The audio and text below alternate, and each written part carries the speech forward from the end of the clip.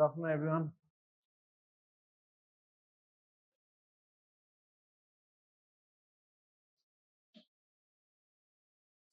I would like to know, before I begin the session, how many of you have read post-independence history? Good afternoon.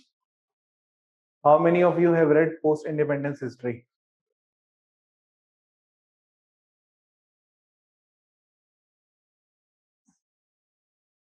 Post-independence.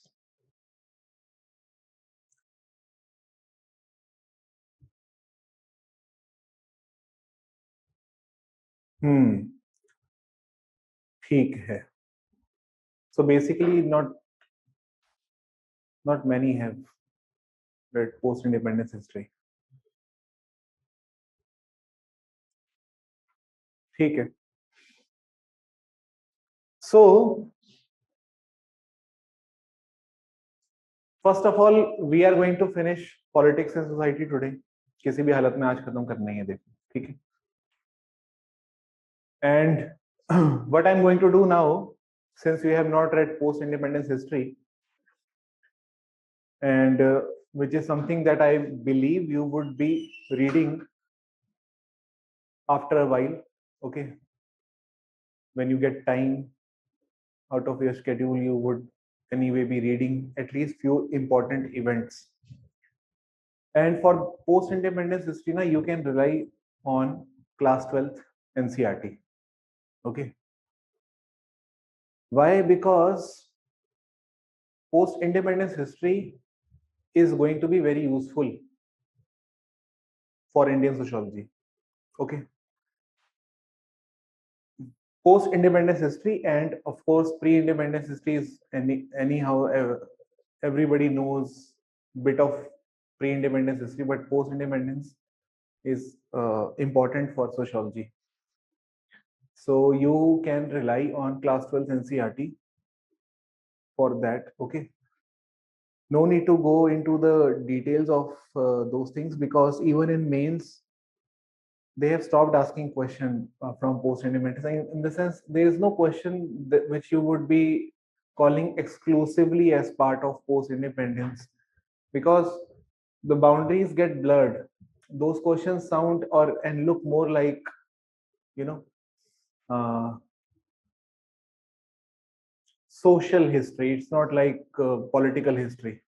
Okay, it's more of like social role or social politics, not politics. Okay.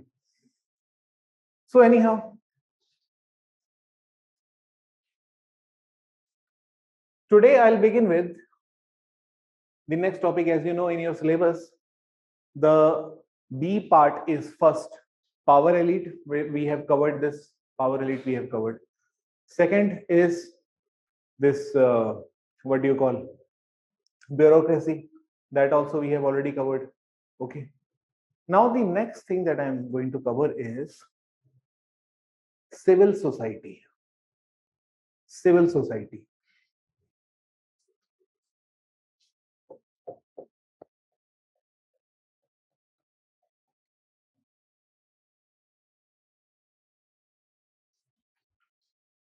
Civil society.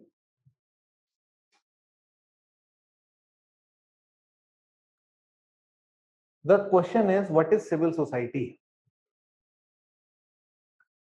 What is that one thing that should come in our mind when we use this word civil society? What do we understand by it?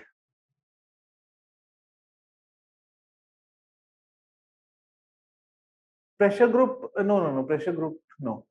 Pressure group is just one part. Pressure group is already written separately in your syllabus. If civil society was pressure group, then it would not have been mentioned separately.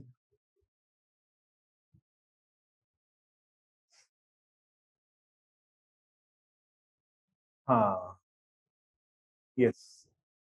Ashwini is right partially.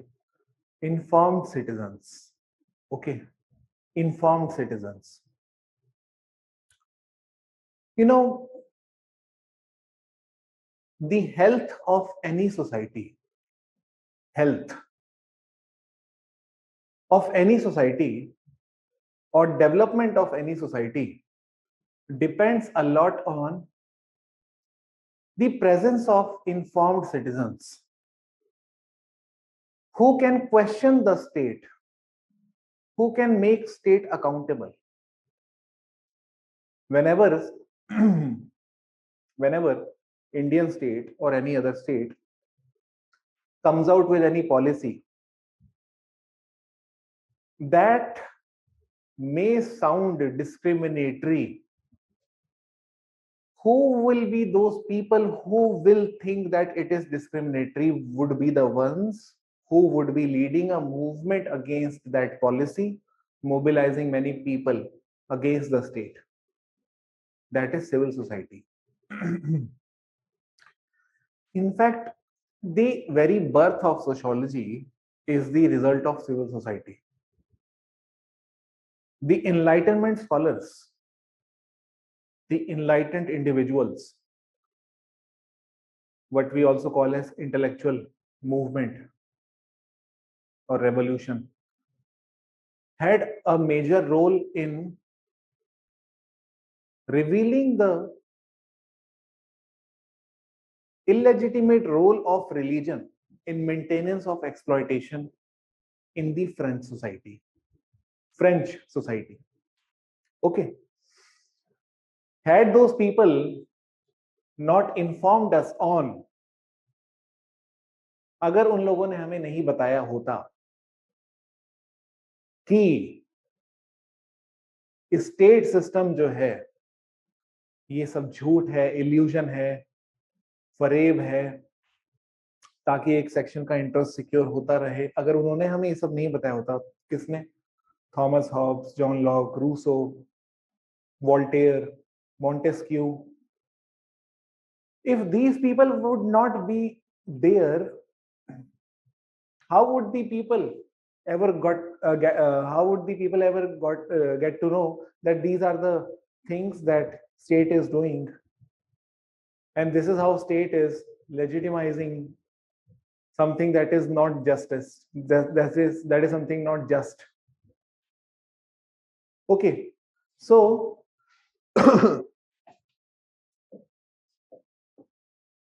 now the question is of definition. Question is of definition. You just have to think of one thing. Okay, when you come across this word civil society, you just have to think of groups, movements, intellectual who have mobilized people, who may be helping people in one or the other way by challenging the state or whatever. There may be multiple forms within civil society that are there, okay, which we will be studying right now. But largely you have to remember that the idea of civil society has led to many social movements in the history of India. The idea of civil society has led to French Revolution. Okay, the idea of civil society had led to socio-religious reforms in India and even the independence of India. Whatever Gandhi did, he mobilized peasants, farmers, women, tribals, demonstrated against the state in one or the other way. All that was nothing but civil society. Okay, anyhow. So we have now a rough idea about civil society. Okay. Also think of all the things related to human right, the collective mobilization for human rights of the people in any state. Think of Me Too movement. That is also civil society. Me Too movement started in West and then came here. It was nothing but a movement initiated by the enlightened or the informed citizen who could dare to question not the state per se, who could dare to question the existing structures which are oppressing them. Okay हाँ अरब spring भी आएगा, मैं आगे आता हूं इसके ऊपर. First let us make it simple, and now onwards we'll be very exam oriented because now the topics are very simple. Okay, so we will not overcomplicate them. We will be very straight and very exam oriented when I am dealing with these topics now. Okay, so एक एक करके ध्यान से सुनते जाओ. First we will define civil society, and the definition of civil society. The problem is that there are many scholars who have spoken about civil society. You know that there is this man Antonio Gramsci. He has also divided society into two, civil and political. Okay. Then there is one man, even before anyone else, even before Marx, that was Hegel. He had also described in his evolution one stage that was civil society, and the last one would be the state. Okay, but we would not be discussing civil society in those terms, because civil society, the meaning of civil society varies from one scholar to another scholar. What we have to understand and what we have to keep in our mind according to our syllabus is something that now I am going to write on the board.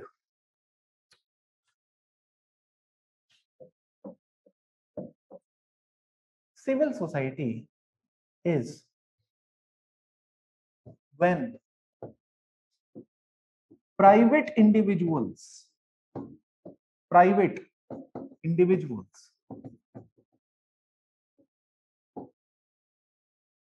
mobilize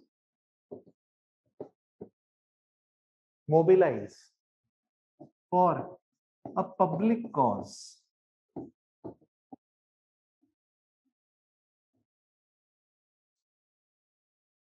When private individuals mobilize for public cause. Simple. When private individuals mobilize for public cause, this is what public sphere is.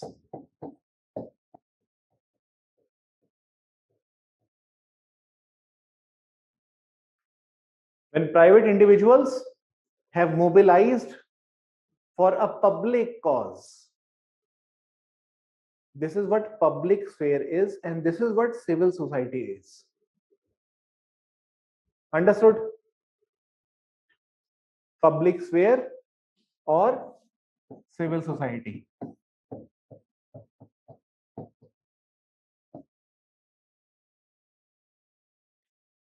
Now, what is public sphere? Why did I use this word?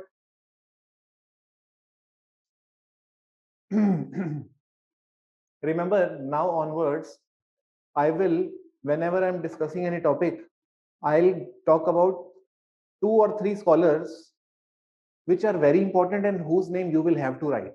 When you would see a question on those topics, you would have to write their names because they are the classical ones on those topics. They are specialists of those topics. Okay. So public sphere is an idea that is coined by Jürgen Habermas.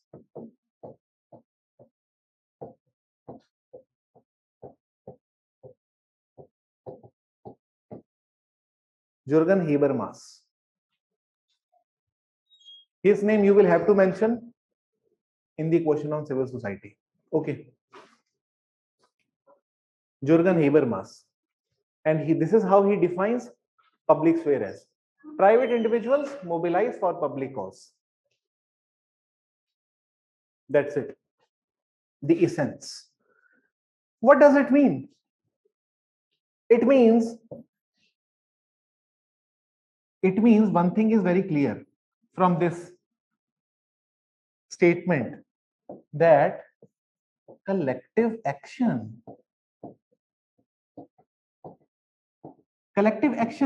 is the spirit of civil society. सही बात है. Collective action is the spirit of civil society.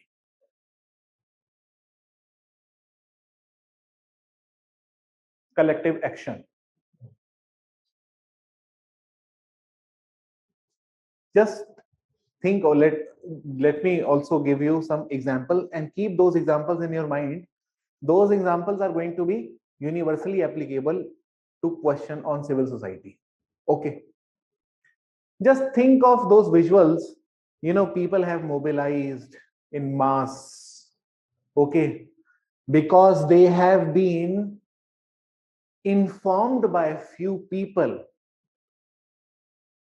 who claim themselves to be the savior of these people. Those leaders claim themselves to be the saviors of these leaders or of these masses, and trying to tell them that we have to protest against this policy. We have to show a mark of respect for those people against whom this thing is coming up, something like that. Okay. Just think of anti-corruption movement. That was nothing civil society. When you see people crying like Narmada Bachao Andolan, okay, Narmada Bachao, because environmental concerns are sidelined in the name of economic development. And who could foresee this? That these projects, these dams, or these projects, whatever that may be detrimental to the environmentalism. Only few people could figure this out. Those few people enlightened and educated the masses about this, started awareness campaign, ran door to door, informed them how this project which has come in Odisha, this project which has come in Bengal is going to be highly detrimental for you guys, for your livelihood, and it may cause displacement. You may have to move away from your indigenous land towards some pocket. Okay. Those people are the private individuals, those leaders, those informed citizens. They mobilize public for a public cause. Okay. Are political leaders, parties considered as civil society? No, no. Political leaders do not fall under civil society. Opposition party can. Opposition parties can fall under civil society, but ruling party do not. Okay. Because even opposition leaders mobilize people. करता है कि नहीं करता है against ruling party? Okay. Or any project that is backed by state, any corporate project that is backed by state, Congress or any opposition party would mobilize the people against those things. Okay. And that is largely done in the name of public cause. Okay. Okay. So this is clear to you. So collective action is the spirit of society. Now the third thing is we have to now locate.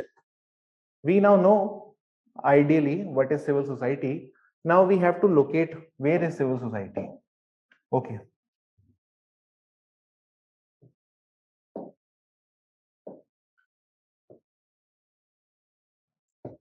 Public sphere.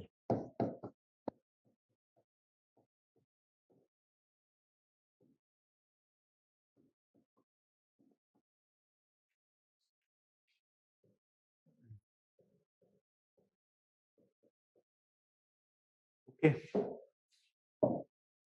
So it is right at the center of these two. Between state and family. Between state and family.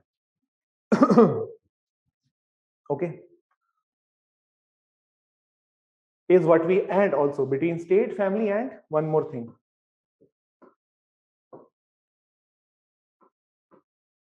Market. Market को यहां लिखते हैं, थोड़ा और अच्छा होएगा.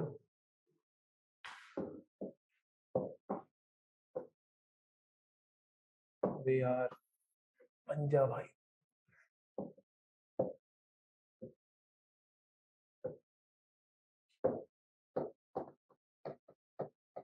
Market तीनों के बीच में है।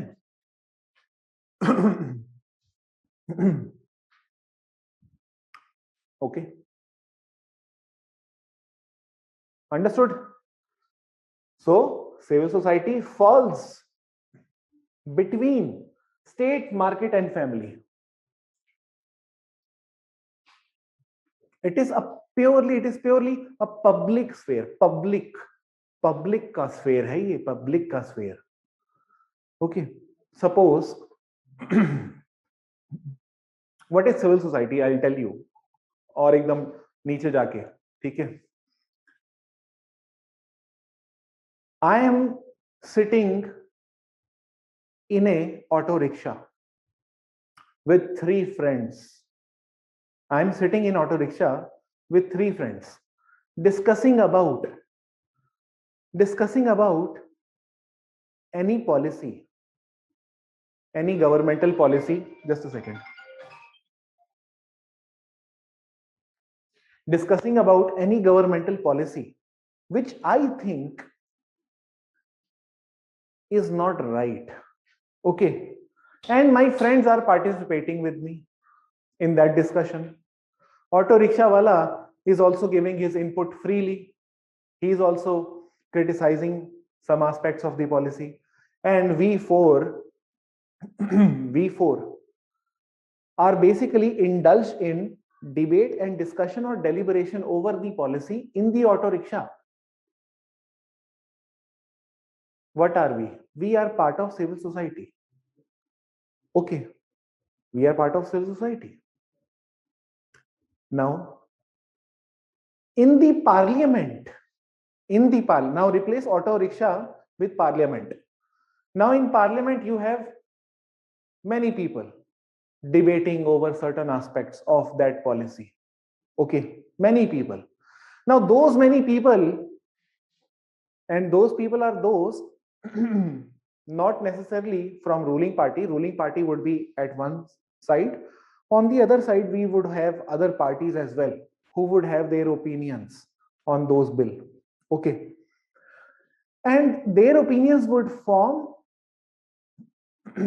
what we also call as public opinion, because they are representative of the people. Okay, so that within the parliament also we see civil society. Basically पहले तो मेरा काम ये है कि पहले मैं सिविल सोसाइटी का जो दिमाग में तुम्हारे है उसको पहले खोलूं हर तरफ से, ठीक है? कि civil society is a private individual. Okay, a private individual. Just think of, even in parliament, private individual means private, someone who is not affiliated with any specific self-interest seeking organization. Private individual. Okay, you just think of any private MP in parliament. Private MP. Okay, and he is speaking on behalf of tribal. That is also nothing but civil society. Many people are supporting him for that cause. Civil society. So civil society, when we use this word, we have to remember that it is a movement, it is a collective action, the objective of which, the larger cause of which is to serve the public. Serve the public. Okay. Now the question is, if civil society serves the public, then what does state do?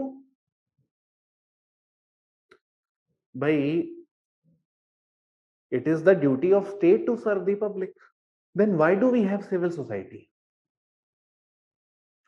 It is the duty of state to inform us on anything. That is why, see, any policy that government would come up with, it would telecast and broadcast the same Through Doordarshan, it does. Through Yojana, Kurukshetra, through India Yearbook, right? It does. So it disseminates information. State does disseminate, that is spread information on the policies through different magazines or journals which are published by state. Okay. But those things are not critically analyzed. For those things, you need some people who have critical thinking, who can seek through what is there manifested in the surface, who can really understand what is going under this, what is the larger consequence of this policy may be. You need some people like this. Okay. And that is why the idea of civil society. We cannot be assured just because we are in a democracy that state will always be democratic, or state will always come up with policies which are for our welfare only. It's echoing. सबको एको हो रहा है क्या?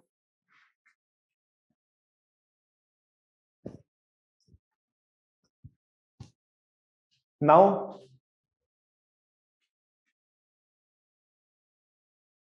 ठीक है.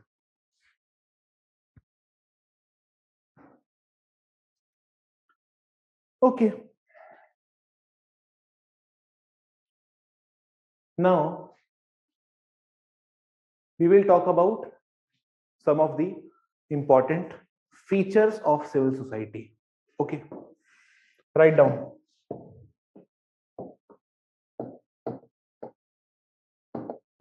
Features of civil society.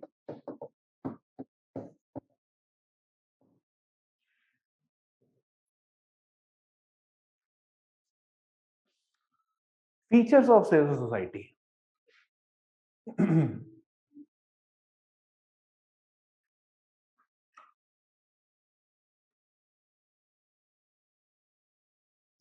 First, it creates informed environment, informed public opinion,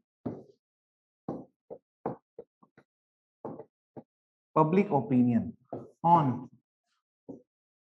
any policy or act of the state.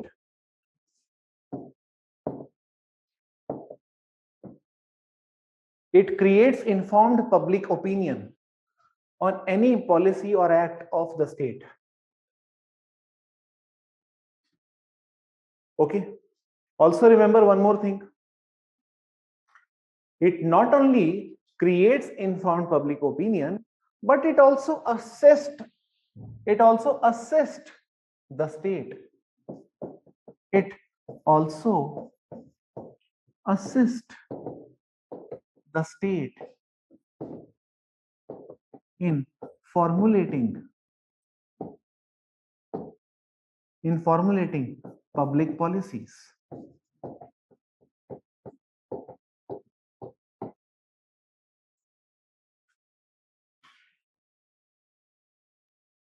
It also assists the state in formulating public policy.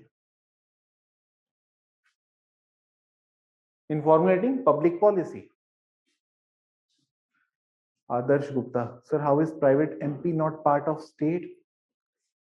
अरे state का मतलब तुम क्या समझ रहे हो? स्टेट मतलब मैं छत्तीसगढ़ और झारखंड की बात नहीं कर रहा हूं. स्टेट का मतलब है रूलिंग अपैरेटस. ठीक है, ruling apparatus. Okay, in the sense, हाँ, लेजिस्लेशन का पार्ट. ही मे बी और he may not be. He may not be. Not necessarily कि he will always be part of legislature. He may not be. Okay. Even in that case, he can still be a part of civil society. Also remember one more thing, that if I am MP, okay, if I'm member of parliament, does not mean that I cannot be a part of civil society. Well, if see for example Shashi Tharoor, he is MP. and equally he is a member of civil society. Civil society is not a building, it is not an organization. Civil society is any society or any mobilized group or any movement, which is something I'll also elaborate after this once I'm done with features, that helps individuals to establish informed opinion on anything. Not group of elite only. मैं बताता हूँ पहले हम सारे features उसके कर लेते हैं, उसके बाद I'll talk about the types of civil society, the different types of civil society, then you will get to know civil society exactly क्या है. So second feature is it assists the state in formulating public policies. Okay, now third,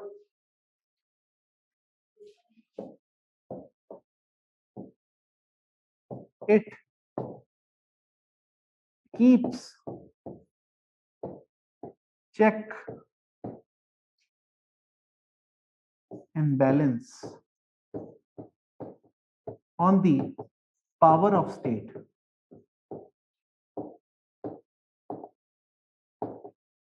It keeps check and balance on the power of state. On the power of state. Okay. So I was discussing features of civil society. Okay.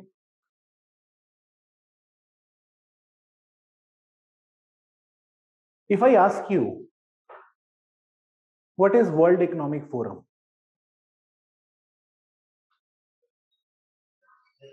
World Economic Forum. It is not state. It is not market. Market का मतलब shop नहीं है यहाँ पर. Market का मतलब यहाँ shop मत समझना. मार्केट मतलब economy. Okay. Market as an organ, economy as an organ, separate organ. Okay. World Economic Forum, World Bank, UNESCO, UNCTAD, UNCTAD जिसे कहते हैं, UNICEF. So these are nothing but civil societies.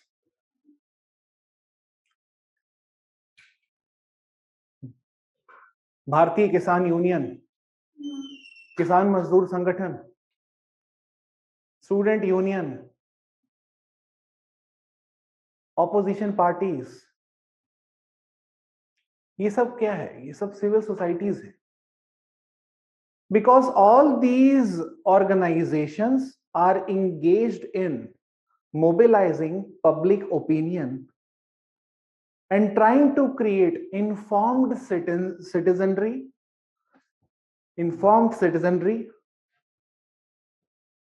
and also trying to create empowered citizens.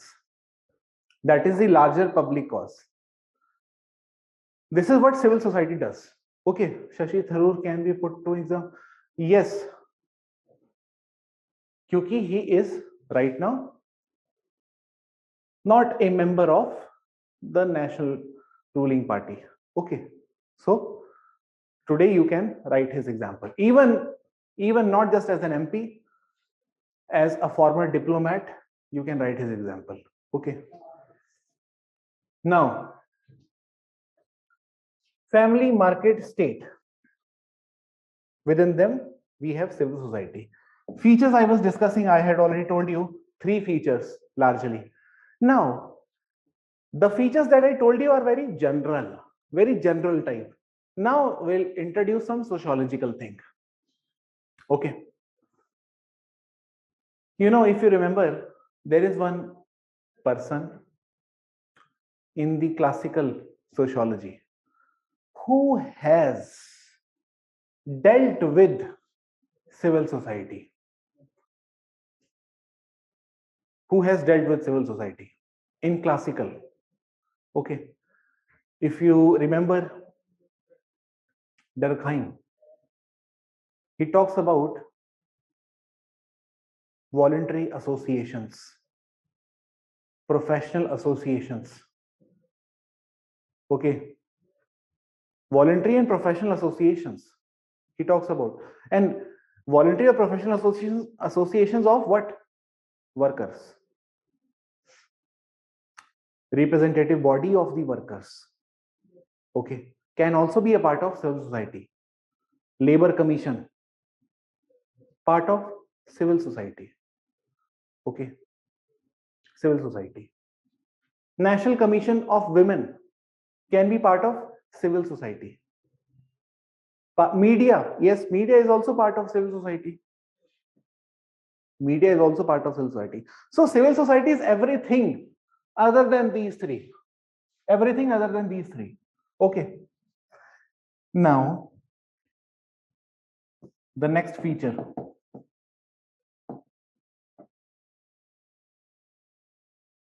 Civil society.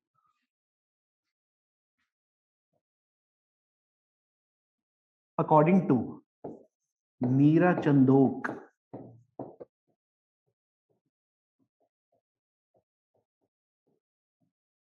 Meera Chandok, she is very popular scholar in civil society. Okay. Meera Chandok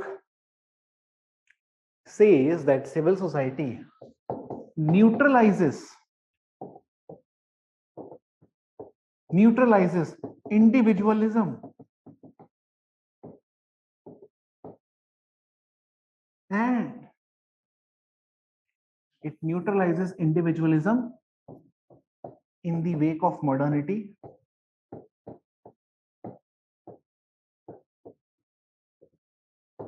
and creates solidarity for a public cause across caste, class and religion.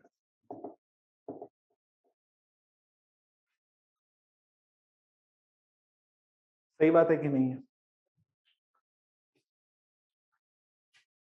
Civil society neutralizes individualism in the wake of modernity and creates solidarity for public cause across caste, class, and religion.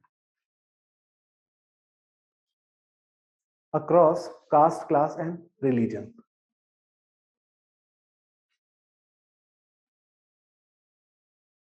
Okay.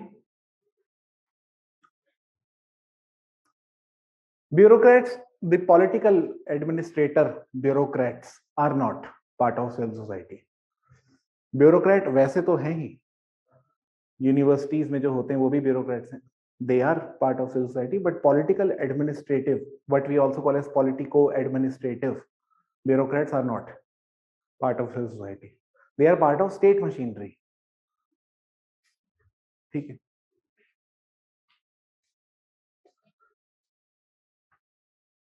ठीक.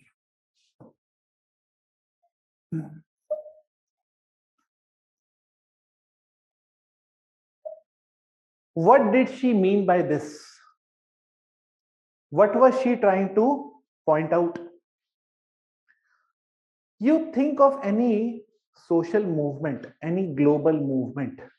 For example, movement like Black Lives Matter, hashtag Black Lives Matter. Everybody expressed solidarity for that cause, whether you are Indian, African, American, European. By we also in our social media had this hashtag Black Lives Matter. जबकि हमसे कोई लेना देना है नहीं उसका, तो भी हम solidarity express कर रहे हैं social media पे. Dalit Lives Matter, just like we have, you know ना, Black Lives Matter. Black Lives Matter पता है ना? Black Lives Matter, जो रेस जो है blacks, उनके लिए express की थी solidarity. Similarly, we have in India we have this thing, Dalit Lives Matter. So even if you are not Dalit, you are still expressing solidarity for the larger cause. The larger cause is that of social justice. Irrespective of your own caste, gender, class, religion, you would see even people who are not Hindu, they are also supporting the cause of Dalit Lives Matter. The people who are not Christians are also supporting the cause of Black Lives Matter. So this is what civil society is. Okay. It neutralizes individualism in the wake of modernity. That means, see, we are no longer, just like if you remember, the modern scholars were very much concerned about the rise of individualism, that we are becoming individualist, self-centric, family is getting broken down, all these things are coming up. Okay, marriage structure is getting weakened. These are the things that we were discussing. But then civil society is minimizing that rapid rate of individualism and again brings in solidarity.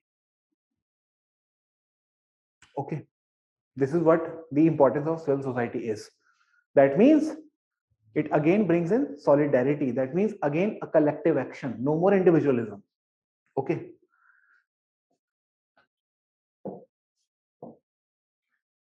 Now, I'll talk about types of civil society, some forms, so that if you are confused, everything now will be sorted with these examples. You will now come across different examples of this civil society, types of civil society.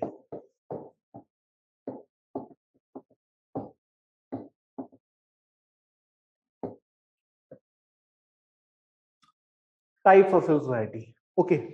First, of course, voluntary association.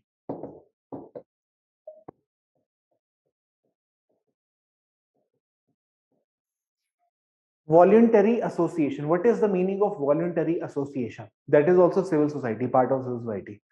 Voluntary association, bhai, in the sense you are completely free to be a part of that association. Association means a group of people which have come together for certain cause. What is the cause? The cause may be anything, भाई कोई ऐसा cause जो तुम सबको unite करे against something जो कि तुम्हें लगता है डिस्क्रिमिनेटरी है. जैसे जेएनयू में हुआ था पिछले साल, स्टूडेंट्स का जो हॉस्टल है उसका जो रेंट है वो बढ़ा दिया था. Okay, last to last year the rent of the student hostels accommodation, it actually was increased by a very large amount somehow. Okay, and student union at JNU, they formed voluntary association to protest against this step. Once the cause is over, voluntary association is also diffused, खत्म. एक cause के लिए आए, वो काम हुआ, खत्म, निकल गए अपना. ठीक है, voluntary association. Second type of civil society, faith organisations.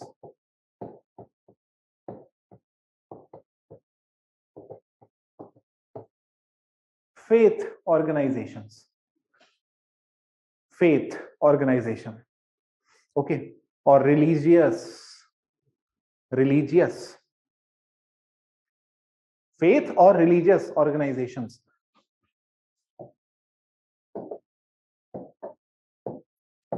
Religious, ठीक है, ये एग्जांपल्स इंपॉर्टेंट है because with these examples only you will get to know what civil society is all about.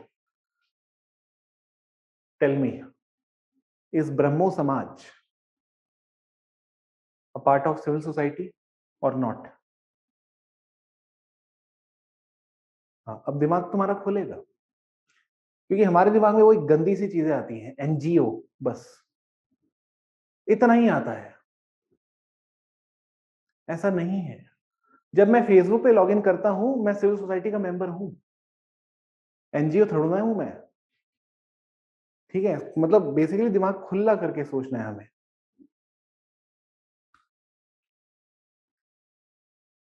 Arya Samaj,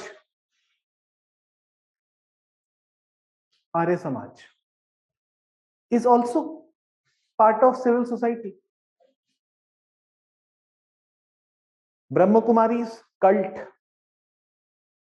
that is also part of civil society.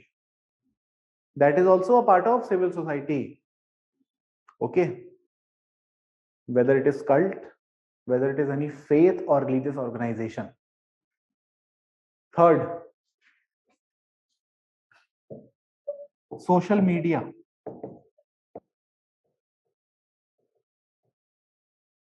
social media.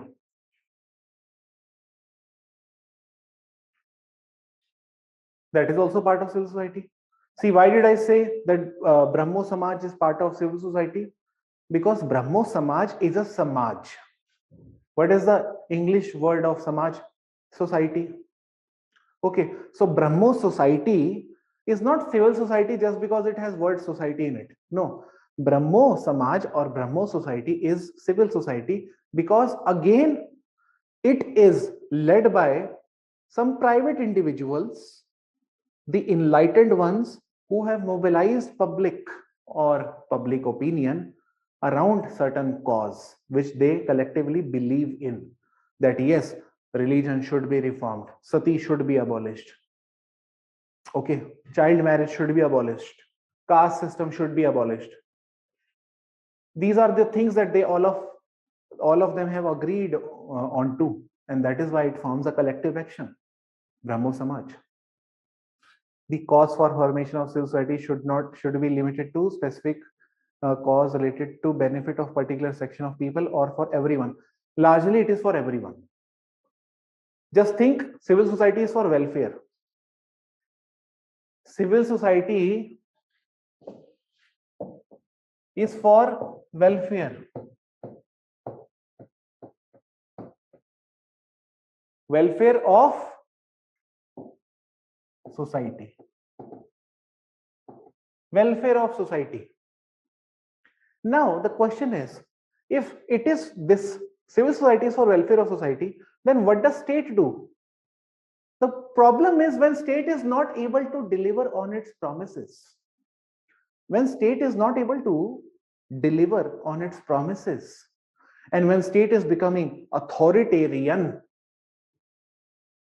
and there is no one to keep a check on the rising power of the state, then there has to be a civil society which can make state accountable to the public. Otherwise state की power तो बढ़ती रहेगी, वो अपने promises जो उसने किए थे वो कुछ करेगी नहीं और लोग उसका कुछ कर भी नहीं पाएंगे. अरे civil society is the guardian of public. हमको कॉन्स्टिट्यूशन नहीं बचाता है, कॉन्स्टिट्यूशन तो एक किताब है, वो थोड़ा बचाएगा हमको. हमको कॉन्स्टिट्यूशन को इंटरप्रेट करने वाले और कॉन्स्टिट्यूशन को उसके राइट्स को अच्छे से समझकर हमें क्या कहते हैं एम्पावर करने वाले लोग हैं सिविल सोसाइटी का पार्ट. ठीक है, तो सिविल सोसाइटी होना इंपॉर्टेंट है. और civil society, remember, you will find civil societies largely in democracies. Largely in democracies. Okay. You would not find civil society in autocratic states or authoritarian states. You will find civil societies in democratic states mainly. Mainly. Okay.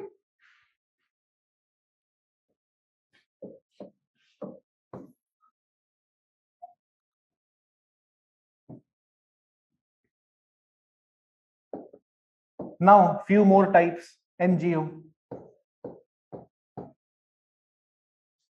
Okay. Pressure groups.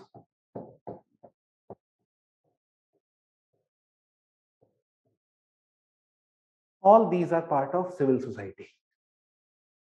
All these. Even opposition parties.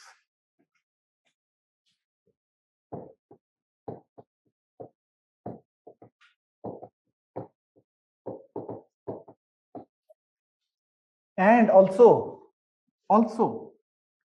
global institutions.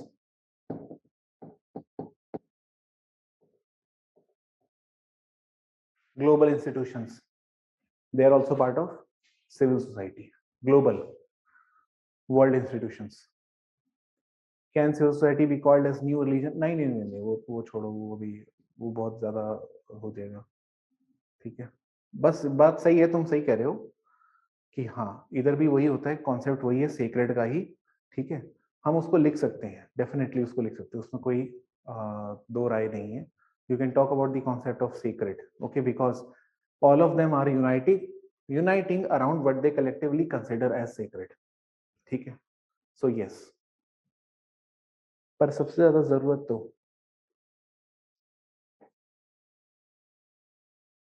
Undemocratic countries में होनी चाहिए ना? नहीं, undemocratic countries में जरूरत तो है, तो अनडेमोक्रेटिक वो इसलिए तो है क्योंकि वहां बोल ही नहीं सकता कोई कुछ। और इनफैक्ट सबसे ज्यादा जरूरत अनडेमोक्रेटिक में नहीं है,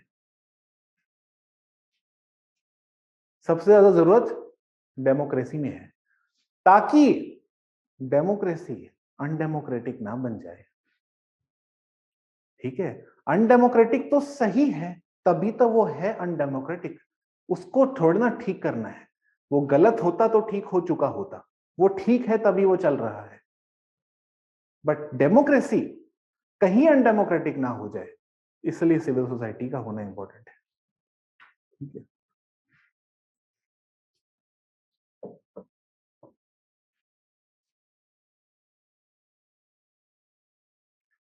now we will talk about roles. Okay, now this is important, role of civil society.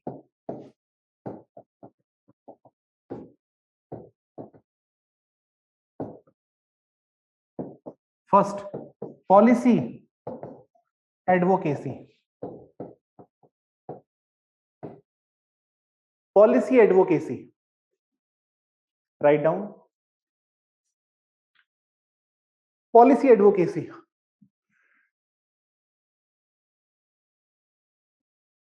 This involves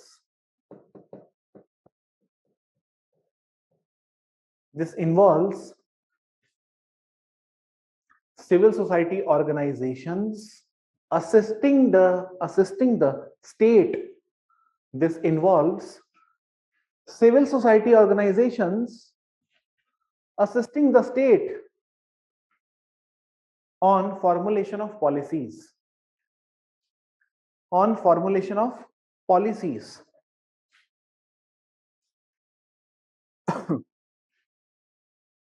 On formulation of policies to uplift weaker section. To uplift weaker section.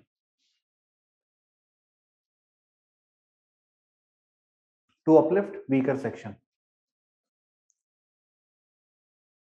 See, for example, मैं example आपको देता हूं. You must be very well aware of this concept, biosphere reserve. ठीक है, biosphere reserve. Now, biosphere reserve was introduced by UNESCO. Biosphere reserve was introduced by UNESCO. Okay, and biosphere reserve implies not only conservation of animals, it also implies conservation of the traditional lifestyle of the indigenous tribe present in the biosphere reserve. Right or wrong? इसका मतलब क्या हुआ? वो भी civil society है भाई, क्योंकि indigenous tribes के हैबिटेट, उनके ट्रेडिशनल प्रैक्टिसेस, उनका एग्रीकल्चर प्रैक्टिसेस, जो भी उनकी बकवास है, उसको सेव करने की बात करी। बायोस्फीयर रिजर्व एक ऐसा है जो कि उनको एक अलग जगह देता है, एक अलग हैबिटेट प्रोवाइड कराता है, which would be completely secluded from the mainstream society so that it sustains itself and is not caused any sort of harm by any sort of external intervention in form of either tourism or in form of anything else. ये biosphere reserve करता है. So that is why we have in biosphere reserve we have concepts like core area. Okay, the idea of core, buffer zone. अब ये जो core है, core is like that आप नहीं जा सकते, बिल्कुल prohibited है. ओके, बफर में फिर भी थोड़ा एग्रीकल्चर प्रैक्टिस हो रही होगी, बट स्टिल बफर जोन में भी लिमिटेशंस है. Okay, it is highly protected by the state, but the idea was conceptualised by UNESCO, and UNESCO assisted the state और not in upliftment of weaker sections और in protection of the indigenous culture. किया भाई, किया. एक बात बताओ, The idea of biodiversity act that we have in India, biodiversity act that we have in India, it's not our own conceptualization. It was the result of civil society assisting the state. When you read any sort of act related to environment, I'm not saying all the environmental acts are coming out as a result of civil society assisting the state, okay, but the very idea of environmentalism and the consciousness that environment should be protected is something that civil society has to a very large extent helped the state with. Okay, now let me also give you some simple examples. Think about NGOs like Save the Children India. It is NGO. So it will be assisting the state, okay, Indian state. It will be assisting the state in what? In formulation of policies or welfare schemes that can rehabilitate the children, or who can the policies which can help in establishment of child care orphan centers or child care centers for the desolate children, the children who have been left out by their parents. Okay.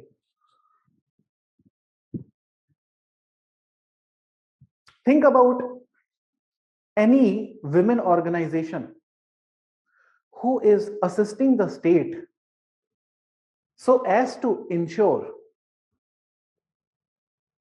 protection of rights of the women who are the victim of trafficking, who are victim of sex racket, prostitution. For them, we have things like Swadhar Grah. ये कहां से आए हैं ideas? ये civil society से आए हैं. State कहां से लाएगा ये सब? अंडरस्टैंडिंग और not?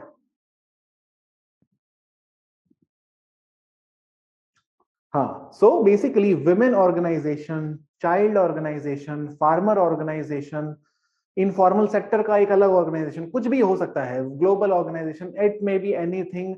All those organizations, if they are assisting the state in formulating certain policies,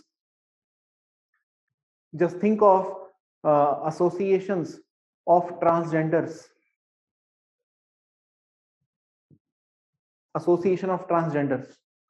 they would be assisting the state in formulating the kind of policies that should be developed by the state to empower them, to introduce a reservation for them. They will be giving inputs to the state.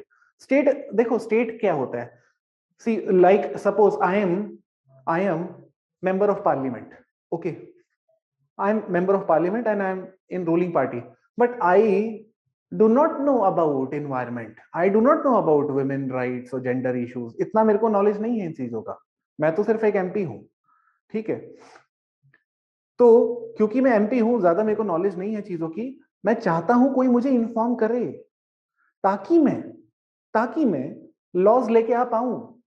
वो inform करने वाले लोग कौन होंगे? मेरे साथ वाले तो होंगे नहीं, उनको भी कुछ नहीं आता. वो भी ऐसे आए हैं, उनको भी कुछ नहीं आता, ठीक है? इसलिए अब इन लोगों को समझाने के लिए कोई तो चाहिए, वो होएगा सिविल सोसाइटी, ठीक है? ब्यूरोक्रेसी भी असिस्ट कर सकती है, बट लिमिटेशंस है ब्यूरोक्रेसी की भी.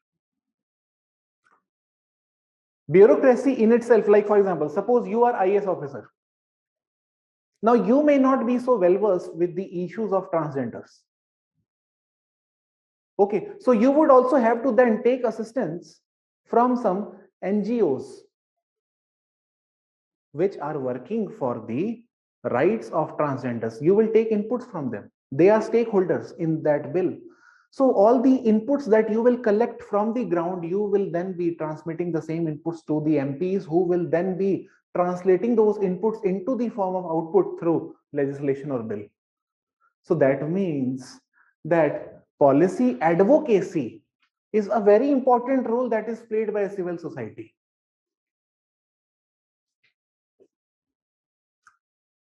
ठीक है. Now next, next write down protection role.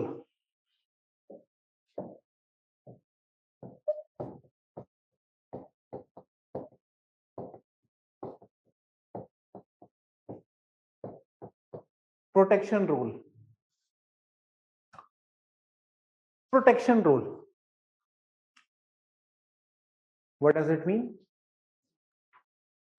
It means that civil society also provide legal services and aid to those people who cannot afford to go to court or to hire a lawyer. Okay. So, provision of legal services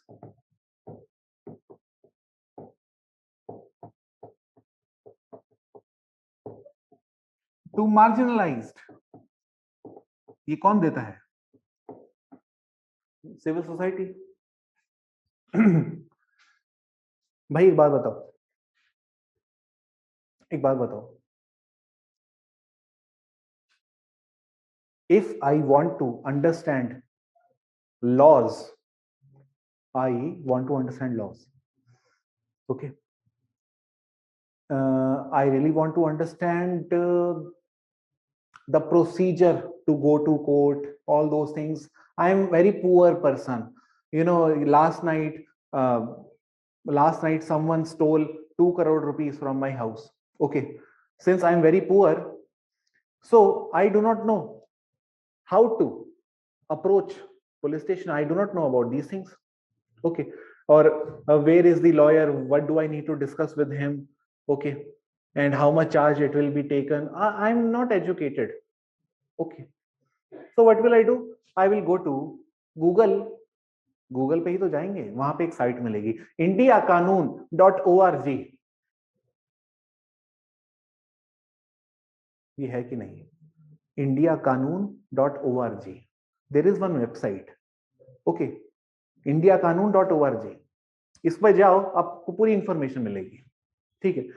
But then if that information is not given in Hindi or in that regional language, again then it is a problem. Okay, so I need people who can assist me. I need people who can understand my concern and does not take charge for that, and who would help me to get legal justice. Okay. हाँ, NALSA है, जैसे NALSA है, बिल्कुल वही काम करता है. Okay. National legal service authority वो ही काम करता है, वो ऑलमोस्ट. ठीक है. शक्ति वाहिनी है, यस, वुमेन ऑर्गेनाइजेशन, वो भी यही काम करती है. दिल्ली में ऐसे कई सारे एनजीओ हैं जो ये काम करते हैं, फ्री लीगल सर्विसेज प्रोवाइड कराते हैं वो डिफरेंट मेंबर्स को. Okay. Provision of legal services to the marginalised. In fact just think of the idea of public interest litigation, PIL. ये क्यों है? Why do we have PIL? Because those people themselves cannot go to court, they themselves cannot represent themselves. That is why, in the interest of the public, some intellectuals take the lead and they go to court on behalf of all those people. That is why it is called as public interest. को ध्यान में रखकर ये litigation डाल रहा हूं. मैं एक इनलाइटेंड हूं, वो नहीं हो है इतने, मुझे पता है, बट मैं उनके बिहाफ से बात कर रहा हूं. PIL मैंने डाल दी. Civil society. ठीक है. Now next, promotion of transparency. Promotion of transparency.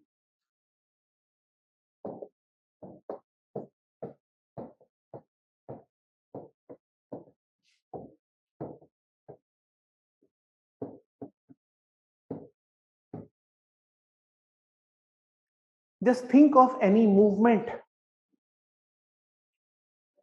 like RTI, Right to Information campaign.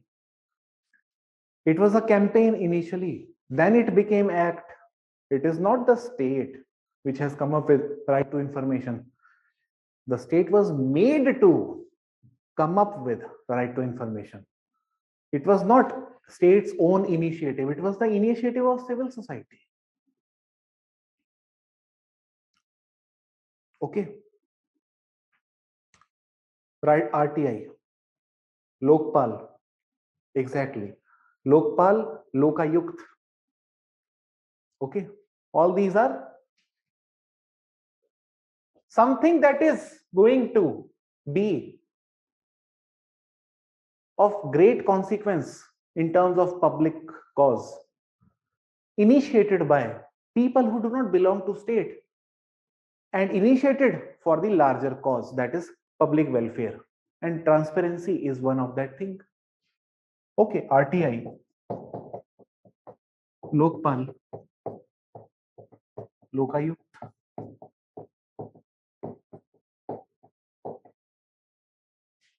Okay. Fourth, mobilization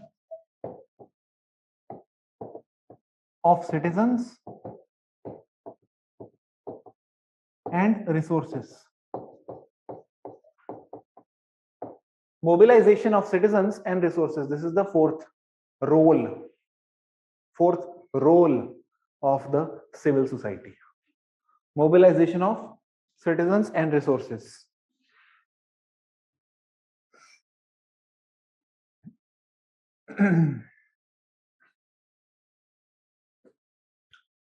Okay, so what do we have to write in here? We have to write everything. This is very open. Mobilization of citizen for anything. Suppose, like for example, our Prime Minister launched cleanliness campaign, Swachh Bharat campaign. Okay, but you know, I know, and the whole world knows that Bharat cannot be swachhad without the involvement of public. Okay, so therefore, mobilization of the public for the larger cause, that is public sanitation. भाई अकेला आदमी झाड़ू लगा के थोड़ा ना पूरा sanitation ला सकता है इंडिया में, पूरी पब्लिक को इन्वॉल्व होना पड़ेगा. Now the question is how to mobilise public for this greater cause. Therefore in schools, Kendriya Vidyalaya, Jawahar Vidyalaya और any private school, we would conduct Swachhta Pakhwada. Okay, स्वच्छ पखवाड़ा, समथिंग लाइक दिस. ऐसे जो कैंपेन्स होते हैं, awareness campaigns. Okay, we would organise plays, theatrical plays in schools. That is also one instrument through which the audience can get to know, okay, we should keep everything around us very neat and clean. अच्छा ये हमें पता नहीं था, thank you, nice play, अच्छा था आपका. तो ये चीजें जो क्या है, ये अवेयरनेस क्रिएट कराती हैं. ओके, सो स्वच्छता पखवाड़ा and स्वच्छता icons like Sachin Tendulkar, Vidya Balan, these were the role models for the people.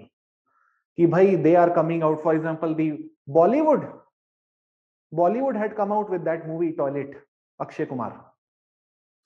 So Bollywood is also part of civil society, because through Bollywood some movies are produced which are creating awareness campaign, unintentionally or intentionally, whatever that may be, and through that awareness public are mobilized, and this consciousness is spread across the rural and urban areas that we should be clean, neat and clean, and we should keep the environment open, defecation free. Understood?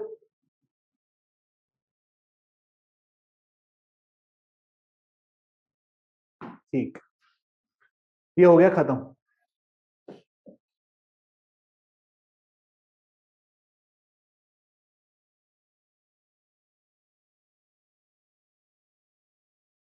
Okay, now this was the types of civil society and the role of civil society. Now the question is civil society really so civil? Is society really so civil? नहीं है, ऐसा नहीं होता है. You know, many a times funds have been mobilized by NGOs through foreign sources that are not accounted for.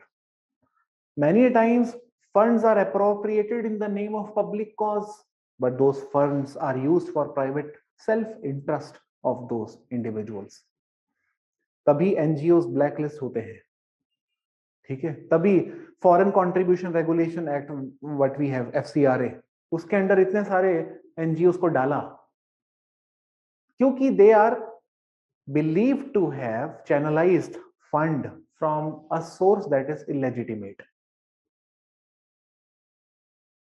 Okay, so you cannot say civil society are highly civil, and it is not just about money or financial thing that I'm talking about that they are uncivil. You know, sometimes civil society are organized around the cause which they believe is going to cater to the public, but is actually going to cater to their own ideology and not to the public in large.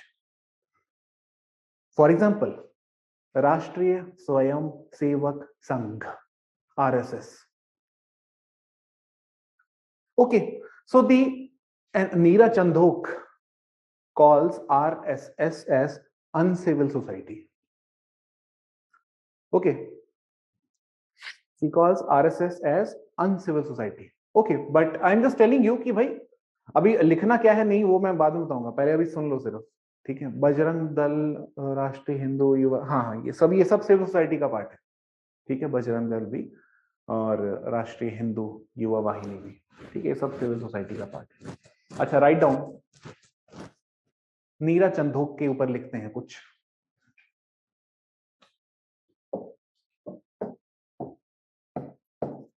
Neera Chandok,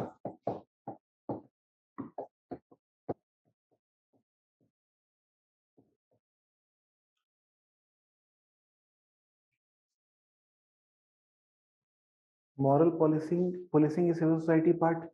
yes, बोल सकते। देखो अब यही बात है ना, जब हम बोलते हैं moral policing, see for example Valentine day का जो आइडिया आता है, बजरंग दल जब एक्टिव हो जाते हैं मॉरल पुलिसिंग के नाम पे हो रहा होता है, so they are actually highly conservative.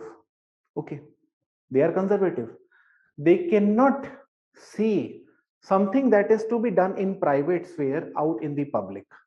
Okay, so they believe there are few things which have to be done inside the domain of home, not outside, and we call them as conservatives. Okay, because they have not really internalized the western idea.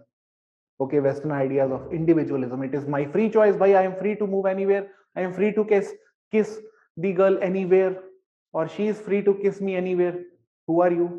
So they are not ready to buy individual ideology. Okay, and therefore in the name of moral policing, at times they would be imposing their ideology onto the people who do not subscribe to that ideology, and that accordingly exactly what Neera Chandhok would call as amounting to be turning into uncivil society.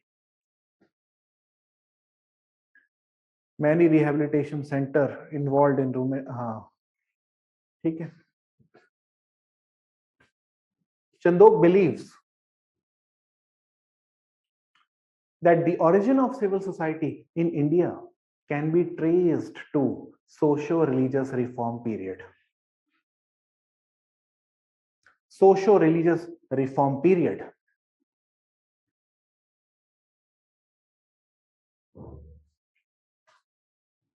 Socio-religious reform period. ठीक है? Bracket में you can write Arya Samaj, ब्रह्मो समाज, धर्म सभा, Ramakrishna mission, theosophical foundation.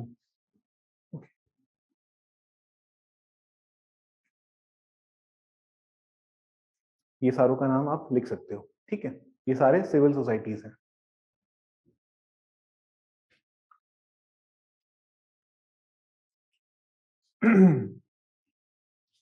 which eventually आगे which eventually gave us the idea of which actually gave us the idea of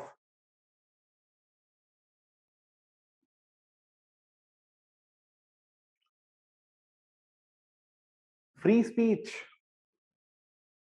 These reforms actually gave us the idea of free speech internally. Okay, because these are the reforms which were trying to, these were the movements which were trying to reform and also reject many conservative ideologies, which had actually uh, impeded individualism for a long time. But with these reforms, now individuals were free to either marry outside of his caste, okay, in the sense, since it was believed that it has now been reformed, so now it is no more a taboo, okay.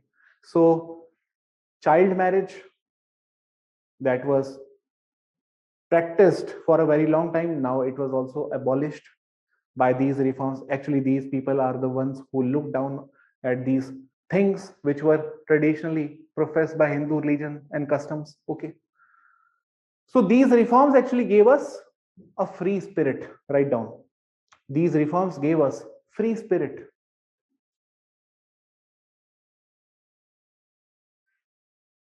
Free spirit. And the question is, what is the origin of free spirit? That means critical reasoning in India. Social religious reform in itself has its origin in Western educated, urban, middle class, elite Hindu men. Understood or not? नहीं समझे भाई. Who are the people who initiated social religious reform movement? The people who are Western educated. West में पढ़े हैं वो सारे, West में English medium, Western educated, urban, middle class, upper caste Hindu main.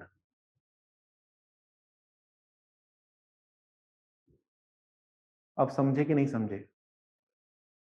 ठीक है, वहां से पढ़े, यहां पे डाला और यहां के लोगों को कंजर्वेटिविज्म से निकाला और उनके दिमाग को खोला, और तब जाके वो उनके अंदर फ्रीडम और फ्री स्पिरिट और क्रिटिकल इंक्वायरी का कॉन्सेप्ट आया. और उसके बाद जाके फिर एक दिन गांधी आए इंडिया में. Next point,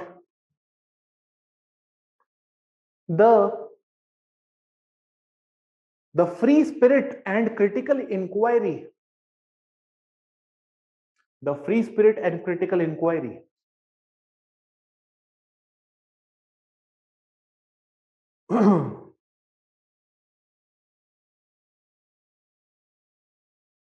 had its torch bearer in the name of Gandhi during the nationalist movement of India. The free spirit and inquiry had its torch bearer, मशाल लेके चल रहा है, लीड कर रहा है लोगों को, ठीक है. Free spirit had its torch bearer in the name of Gandhi during the nationalist movement of India. और ये मशाल वहां से आई थी, वहां से आई, ठीक है, सोशल रिफॉर्म से आई, और वहां तक पास हुई, कहां तक? 1947 तक पास हुई ये मशाल, तब जाके इंडिया फ्री हुआ.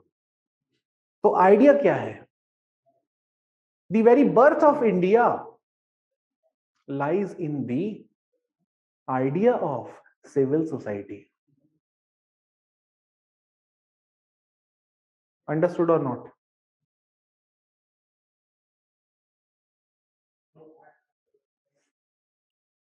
The very birth of India lies in the idea of civil society. Okay. भाई इंडिया जब नहीं था तब कौन था? सिविल सोसाइटी थी, मूवमेंट्स थी, मूवमेंट, सोशल मूवमेंट्स, ऑर्गेनाइजेशंस थी, पैम्फलेट्स थे, लेटर्स थे, न्यूज़पेपर्स थे. ये सब क्या है? ये सिविल सोसाइटी है, ठीक है. आज भी सिविल सोसाइटी है, हिंदू है, टेलीग्राम है, ठीक है, व्हाट्सएप है,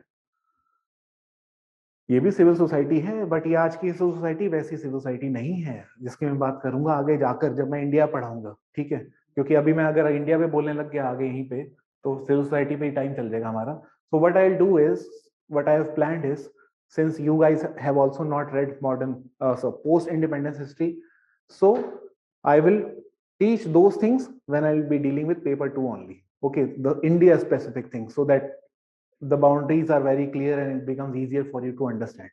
Okay. Anyhow, so this was Neera Chandok. Now there is one scholar, Partha Chatterjee.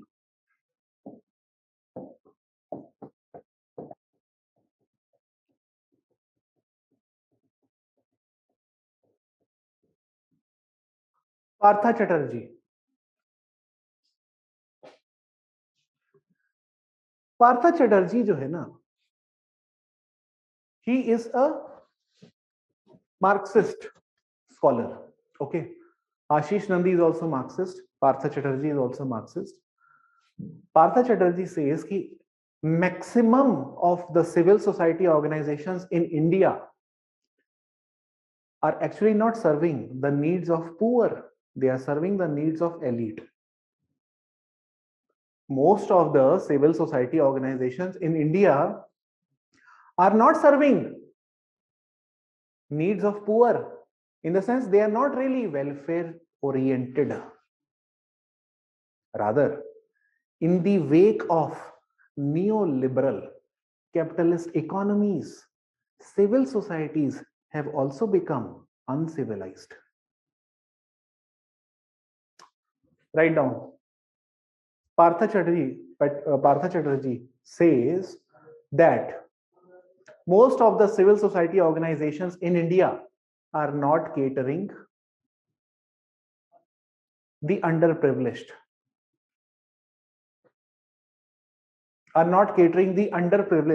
rather serving the interest of elite organizations. Elite organizations and corporations. Elite organizations, corporations, and leaders. Okay. And leaders.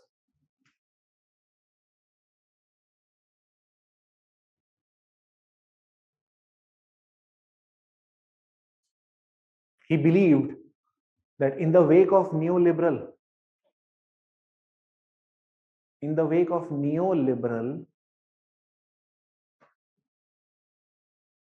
times, civil societies have also become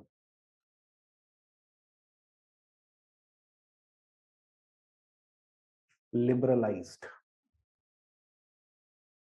Civil societies have also become liberalized. That means उनके अंदर भी free market orientation आ गई है. They are not working for the cause of public. They are again working for the cause of some private elite. Okay. Private elite.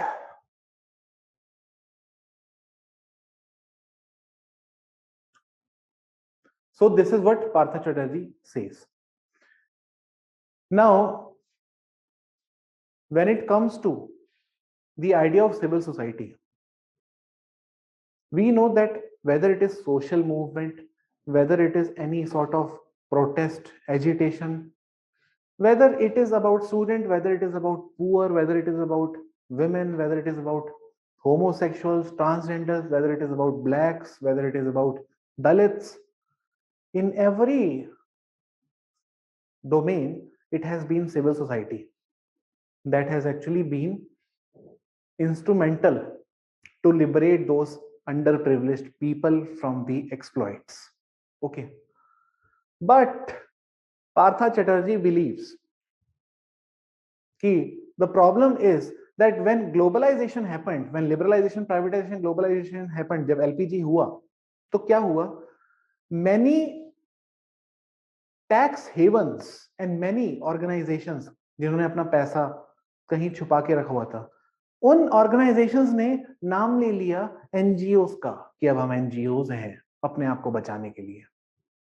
कई, there have been at times many bureaucrats, many landlords. When Land Abolition Act was passed, Zamindari abolition was passed by Indian government at one point of time in 60s. Most of the people in those times had actually established NGO. to save their land from usurpation by the government. तो NGOs ऐसा नहीं है कि सारे NGOs जो हैं वो public के लिए काम कर रहे होते हैं. This is one thing that Partha Chatterjee is trying to highlight. Okay, there is one thing that Partha Chatterjee is trying to highlight. In the sense, today you would see cow vigilantism more than vigilantism for transgender, vigilantism for the poor. But when it comes to the things which are securing ideology of the state or ideology of the elites, for those you will have many protection groups coming out in the name of voluntary associations, civil society. But ये सब चीजें Partha Chatterjee highlight कर रहे हैं. Okay, but ज्यादा इस पर detail में नहीं जाएंगे. So this was all about civil society. Okay, now the next topic we are going to start is civil society is important topic. Okay, because I believe one or the other way it is going to be helpful for you. Okay, now the next thing that I'm going to touch upon is ideology. Ideology. Okay. No. Wait, before ideology, let us start with citizenship.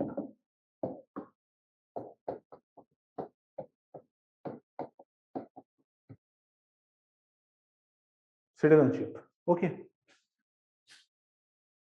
Taking example of student union as a society, isn't it a way of getting into politics? Yes, yes, yes, yes. It has happened many times in the name of public cause. What happens is that the cause of elites are being served. They mobilize people for their own interest. You know, initially this is what Aam Aadmi Party was also alleged with, that they mobilized Kejriwal and all those people mobilized masses, okay, in the name of corruption-free India, and then they became a political party themselves and started behaving just like those political parties against which they had waged a campaign of corruption. Okay. So ये भी एक charge लगा था उसके ऊपर. Okay, but these are some of the details that I don't want to talk about right now, क्योंकि हम जब इंडियन सोसाइटी पढ़ाऊंगा तब मैं इनके ऊपर ज्यादा बात करूंगा इन चीजों पे. ठीक है. Okay, citizenship. So let me first take 2-minute break. Okay, then we'll continue. Tomorrow I'll have to, okay, today I'll have to finish ideology.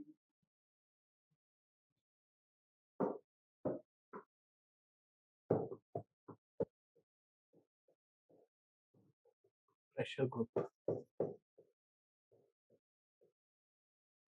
Okay, so these are the two more topics that I'm going to touch and deal with today itself.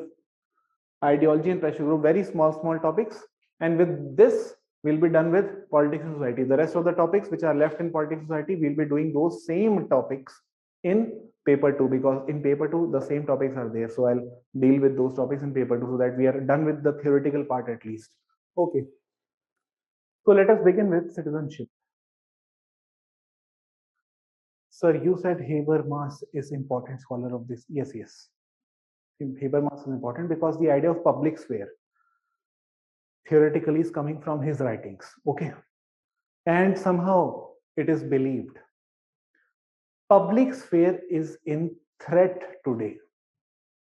And that is why I did not touch upon those things, because that is to be dealt when I'm dealing with Indian society.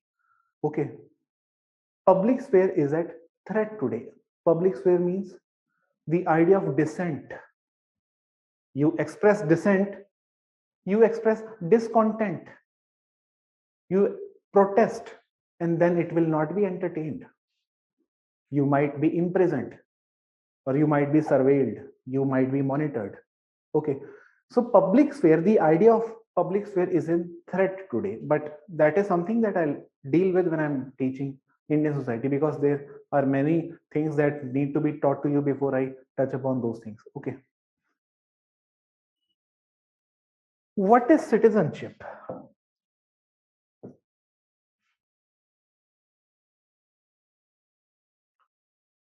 Just to give you a brief idea of this topic,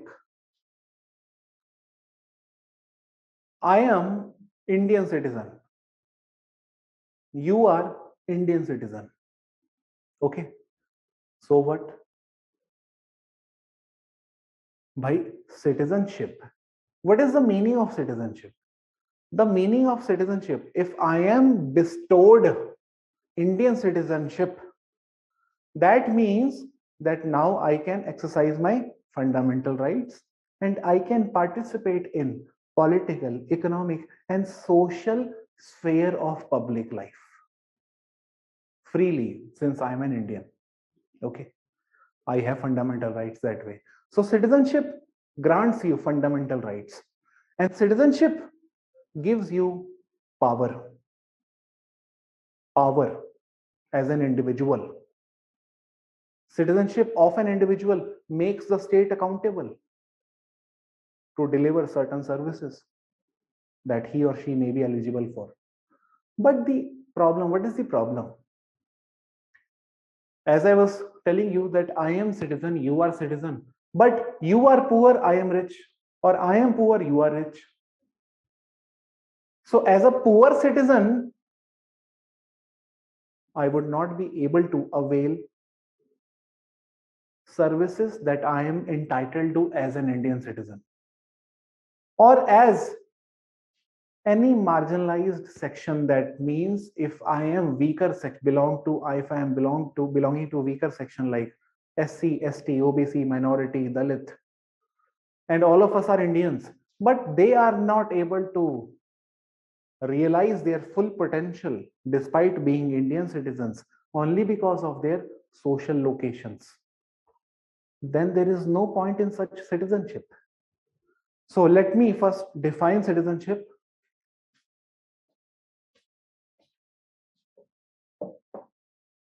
Citizenship is nothing but full participation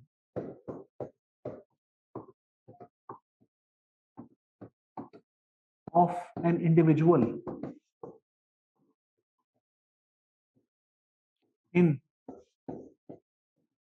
socio-economic and political sphere of society.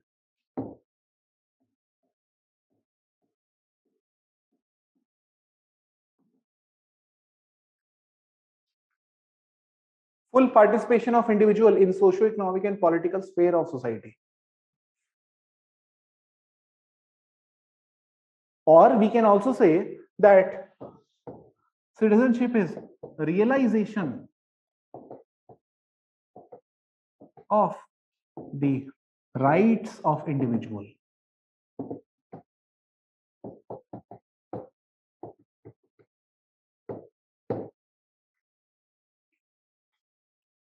Realization of the rights of individual. Citizenship. So this is the definitional aspect. Definitional aspect. Now let us talk about the idea of citizenship. You know,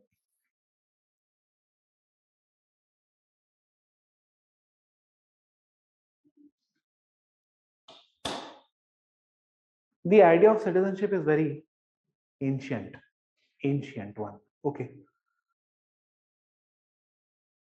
Plato, Aristotle, they have also spoken at great length about citizenship.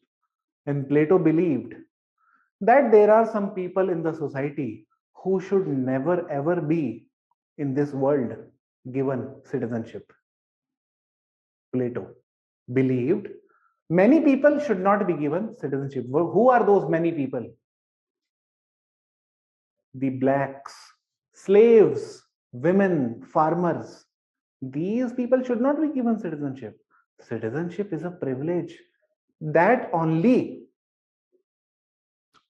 the king, the divine, and the nobility should be bestowed upon.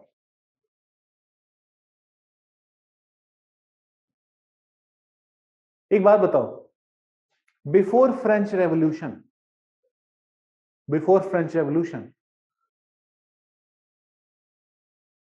who were the people who were free from paying taxes, the first and second estate. And who had to pay taxes maximum? The third estate. What does it mean?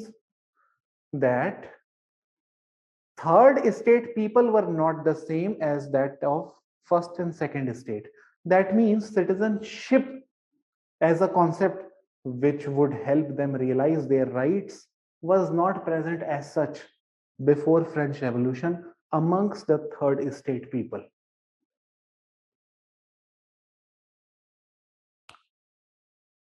And French Revolution or the Enlightenment had actually talked about the rights of people only. Enlightenment scholars had spoken nothing but rights of individuals only. That means they were talking about citizenship only. Mary Wollstonecraft talked about citizenship should be extended to women equally at par with men.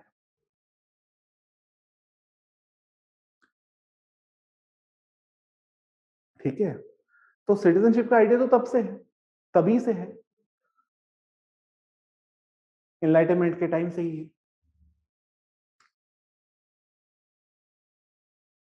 The idea of the Enlightenment scholar was to have free individuals, individuals who can express themselves with full capacity through reason, objectivity, and rationality. That means they should be given a public sphere where they can express themselves, and this can happen only if they are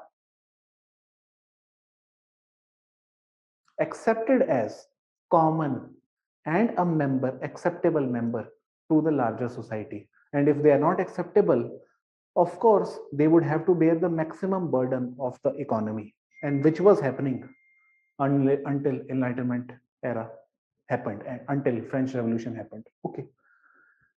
Now, I'll deal with the idea of citizenship one by one with the help of different scholars. Okay. First, we have Marxist theory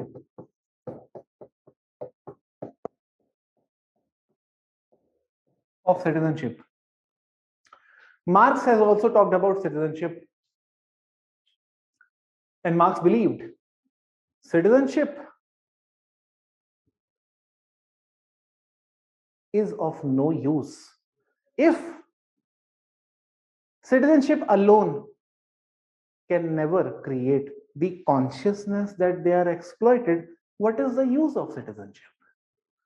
Therefore, citizenship needs to be transformed, and we need to move towards a new form of society where these citizens can exercise their citizenship. Understood or not? Please repeat, sir. मैं लिख देता हूं.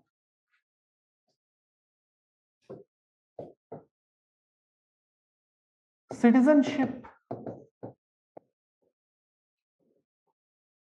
of the proletariats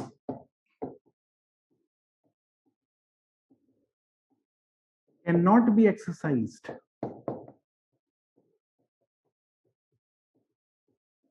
in a bourgeois society.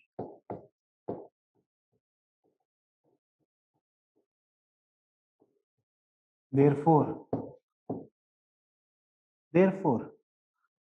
societal transformation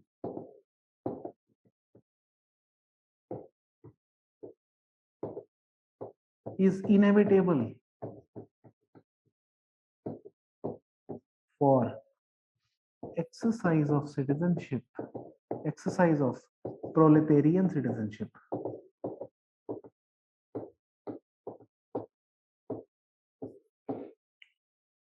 वो तो repeat नहीं हो पाएगा जो मैंने बोला था, वो तो अब मैं भी भूल गया हूँ, ऐसे ही होता है, पर जो अभी ऐसे आ रहा है तो वो लिख दिया मैंने.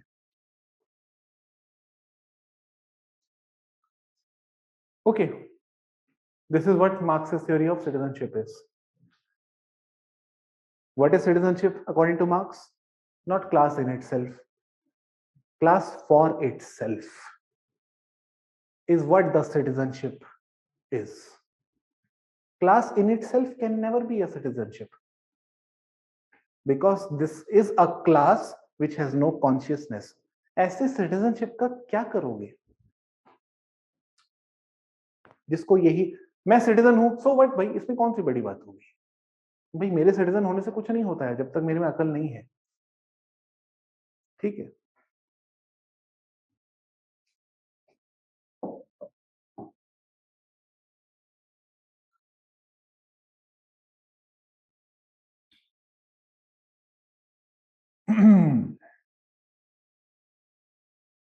Next,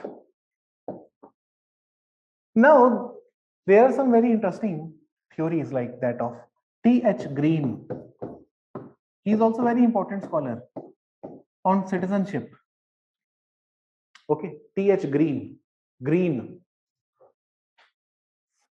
T.H. Green, very important scholar. Okay, T.H. Green believes that the same thing which Marx is saying, but in a very non-violent fashion. He's saying the same thing. He says that you cannot realize your citizenship if you are not well placed in society.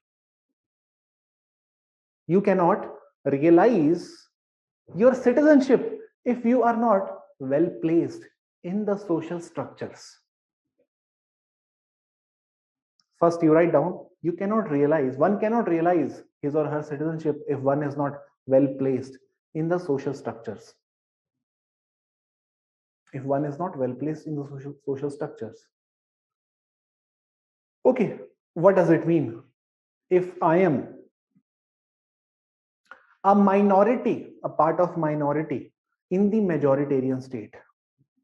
Okay, if I am minority, not just by religion, minority by every sense. If I'm homosexual in the heterosexual world, if I'm poor in the prosperous society, if I'm black in the society of whites, okay, then even if I am citizen of America or citizen of India or citizen of Europe, this does not matter. Because at the end of the day, I am going to be the victim of racism. I am going to be the victim of casteism. I am going to be the victim of homophobia. I am going to be the victim of classism. I am going to be the victim of communalism. I am going to be the victim of sectarian conflict. So what do I do with my citizenship? Okay. So T.H. Green clearly says that if you are not well placed in social structure, you would not be able to realize your citizenship or exercise your citizenship. Okay. See, as a citizen, I am free. I am free. Okay. To exercise my fundamental rights, go to court, seek social justice. Okay. Seek social justice. Everything I can do as a citizen of India. But would I be doing this? Would I be doing this? This is the problem. You would not be going to court every time because you are victim of these things every day. That does not mean you're going to go to court every day. Okay. And the thing is that resolution by courts is also not going to help overcome these things. Like, for example, you cannot say that any judgment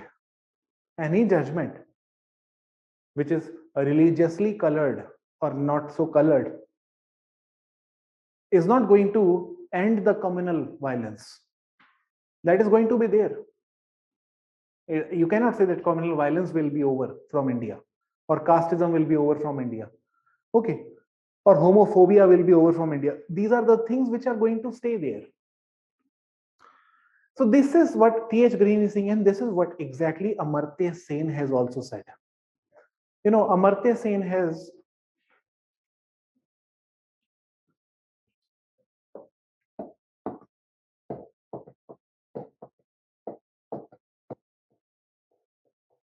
talked about two concepts. One is bundle of unfreedom.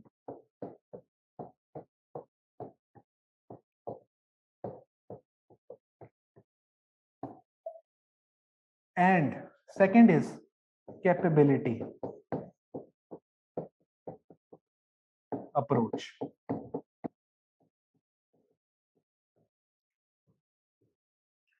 Amartya Sen has talked about these two concepts. Write down. Amartya Sen is important because Sen believes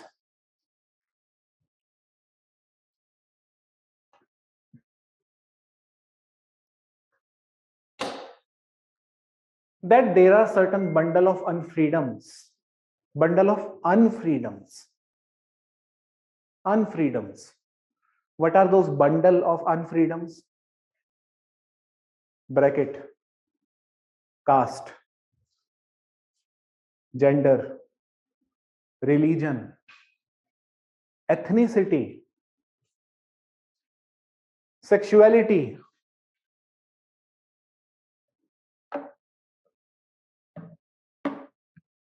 urban rural divide, urban rural divide,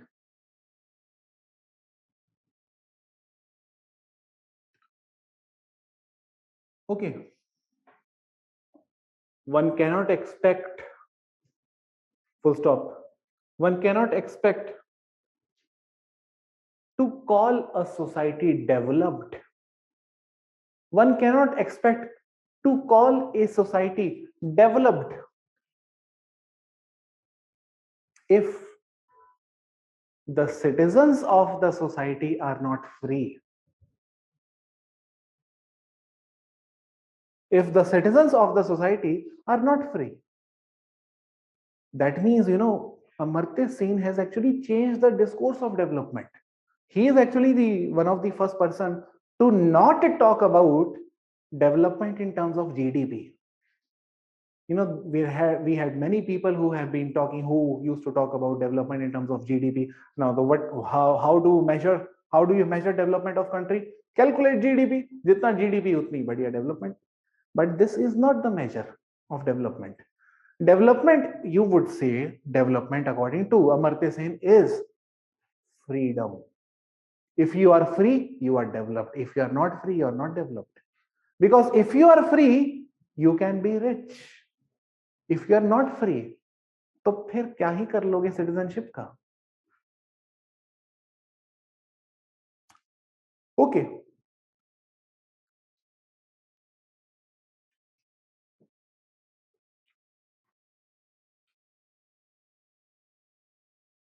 This is why Amartya Sen developed capability approach. Amartya Sen developed capability approach. इसका नाम है capability approach बोलते हैं इसको. ही developed capability approach.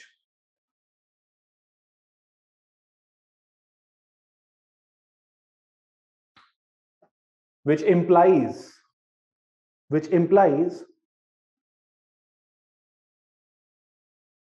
working on building up, which implies working on building up the capabilities of individuals, which implies working on building up capability of individuals, जिसको हम क्या बोलते हैं, कैपेसिटी बिल्डिंग अप्रोच. ये वर्ड सुना है कि नहीं? Capacity building, what we also call as capability approach. सुना है ना? हाँ, कैपेसिटी बिल्डअप करो लोगों की. इसका मतलब होता क्या है? पर इसका मतलब क्या होता है? ये जो वर्ड है हमने सुना बहुत बार होगा तुम लोगों ने, कैपेसिटी बिल्डिंग, कैपेसिटी, बट इसका मीनिंग होता क्या है?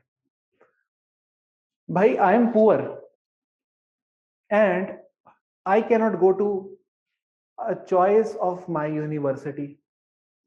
What do I do with citizenship? Citizenship is telling me you are free as an individual citizen. Okay, and you have equal opportunity. I can see rich people are easily going to Oxford. I'm not able to go to Oxford because I'm poor, but citizenship is telling me you are equal to those people. अब मैं करूं क्या? भाई सीधी सी बात है. Capability approach of Amartya Sen will tell me that for such people we should have scholarship programs. And when you have scholarship programs in universities for the weaker sections, then you are actually contributing to the development. Otherwise, not. Because if you are not having scholarship programs in university, you are actually helping in development of only the elite and only the rich people. The poor people would not be able to dream of any foreign university in his life. So this is one example of capability approach. What could be the other examples of capability approach? How do you make someone capable? Just a second. क्या हुआ? बाहर है कोई? How do you make someone capable? हाँ हाँ हाँ हाँ yes नहीं वुमेन एम्पावरमेंट यस है बिल्कुल है वुमेन एम्पावरमेंट कैसे करें वो कैपेबिलिटी में आएगा उनको कैपेबल बनाना है डेफिनेटली इसलिए वुमेन एम्पावरमेंट का कॉन्सेप्ट है तो उनको केपेबल बनाने के लिए क्या क्या कर सकते हैं we can have we can have free education for women okay or we can have girls toilet in schools so that dropout rate of women is not increasing and they are continuing their education we can provide scholarship to the women and we can also have specific school especially for dalit women like Kasturba Gandhi Balika Vidyalaya. So this, all these are nothing but examples of capability approach. You are actually building up the capability of those individuals so that they can exercise their rights and feel at par with other people. Startup, very nice example, बहुत ही बढ़िया विजय. Life तुमने बदल दी है सबकी इस example को देख के बहुत ही सही एग्जांपल दिया है तुमने. The idea of Dalit capitalism. Okay, Dalit capitalism. Have you heard of this thing? So Dalit capitalism. Just like we have FICCI, FICCI, we also have DICCI, DICCI for Dalits. Okay, Dalit Indian Chamber of Commerce, all those things. It is mainly to make Dalits equally capable so that they can realize their potential, the same potential which Marx talks about in the name of species being. Species essence is nothing but citizenship only. Understood?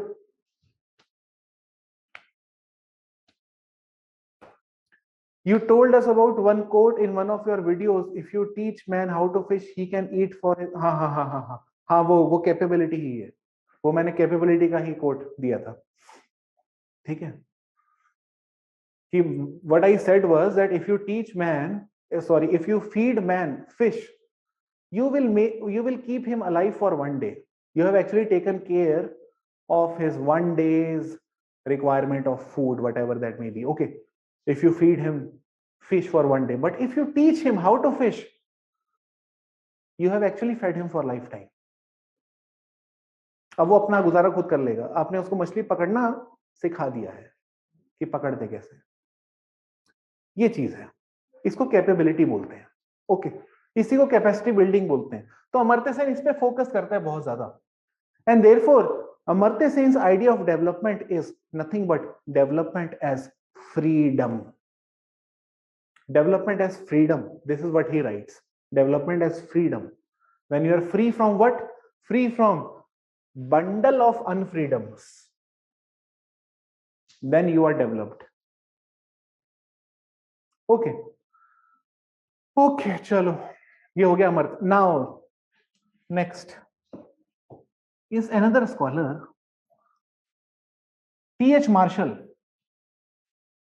Thomas Humphrey Marshall.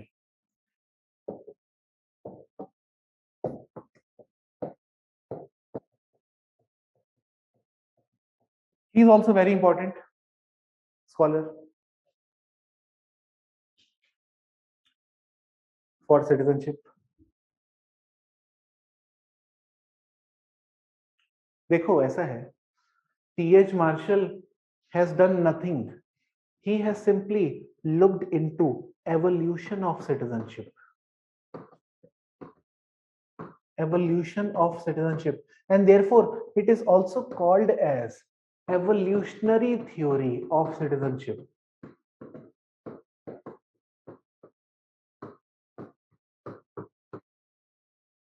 T.H. Marshall has looked into evolution of citizenship, therefore it is also called as evolutionary theory of citizenship. अब ये evolution कैसे देखा है इसने?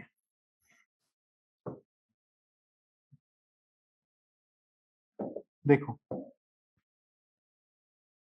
you know, he divided the evolution of Britain, British society की बात चलेगी अब यहाँ पर. He has divided the evolution of British society into three phases: 18th century, 19th century, 20th century. ये ब्रिटेन है. He believed 18th century Britain. You know, there is one difference between citizenship of India and citizenship in Britain. Okay, which is very interesting one. Very interesting one. You know, in Britain, citizenship was granted in a phased manner. Phased manner. Okay, not everyone was made citizen in one day. Citizenship was something that evolved gradually. Gradually included weaker sections. Initially, it was limited to the elites. Gradually, it became inclusive. But in India, at the stroke of midnight clock, all of us became Indians. हम एक ही रात में सब citizens बन गए थे, और वो लोग एक धीरे धीरे धीरे धीरे करके सिटीजन्स बने. धीरे धीरे हम यहाँ पे सब एक दिन में बन गए थे, और इसके कॉन्सिक्वेंस भी बहुत सारे हैं इंडिया में, क्योंकि हम एक ही दिन में बन गए ना सिटीजन, इसलिए प्रॉब्लम्स है. ठीक है, जिसकी बात आगे आगे के स्कॉलर्स करते हैं, वो मैं कभी बताऊंगा जब इंडियन सोसाइटी पढ़ाऊंगा. ठीक है, let us now stick to Britain society for the time being. In 18th century Britain, the first form of citizenship that was granted to the Britishers was civic citizenship.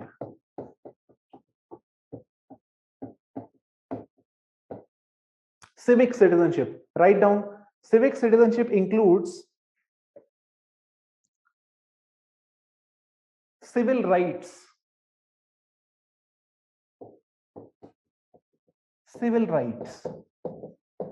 That means they were initially given civil rights only. What is the and what are the civil rights? Write down bracket banao ek. After civil rights, write down in bracket. Civil rights. Right to property. Right to property. Freedom of speech.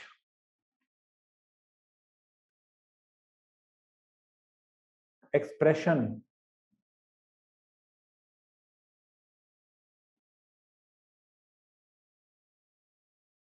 And right to justice.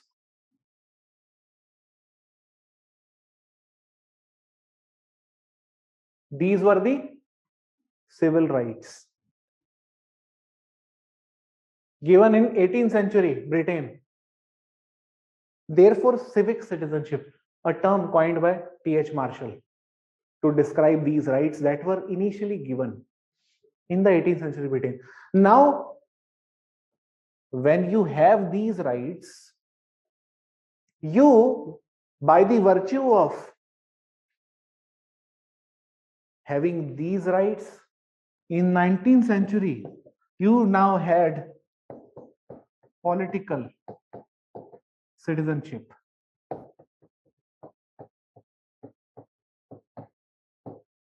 That means now you had not political, social. Social.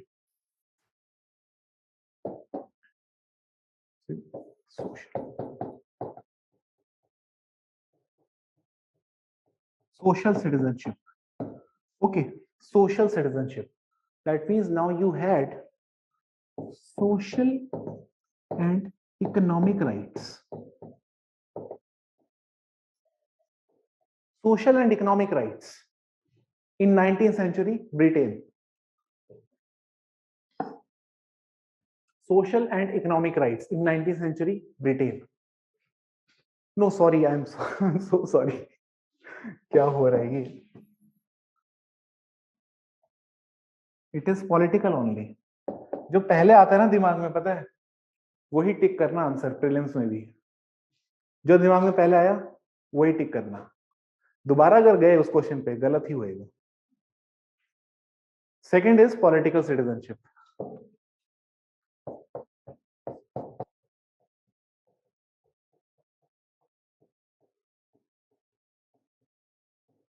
Okay, political citizenship granted political rights.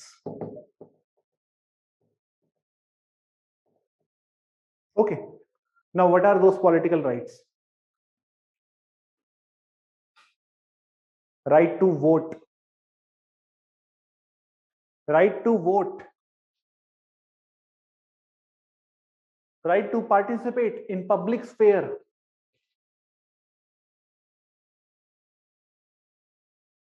Right to form associations. Right to form associations, including political party. That is also association. These are the political rights. That means what? Franchise rights. Franchise rights. Okay, franchise rights. Political citizenship. Initially they had civil rights, and then they had political rights. Okay, and now the last one is this social citizenship. Social citizenship, which led to socio-economic rights. Socio-economic rights.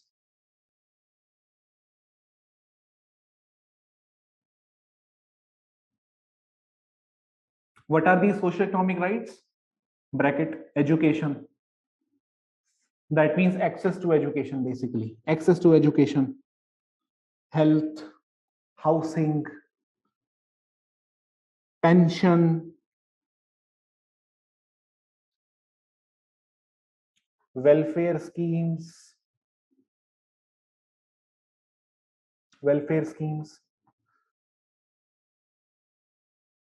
and policies, especially for weaker sections like women, black, and poor. Women, black, and poor. Okay. Now you know very well that all these things that I just talked about in the name of socio-economic rights, these things happened in which century? 20th century only.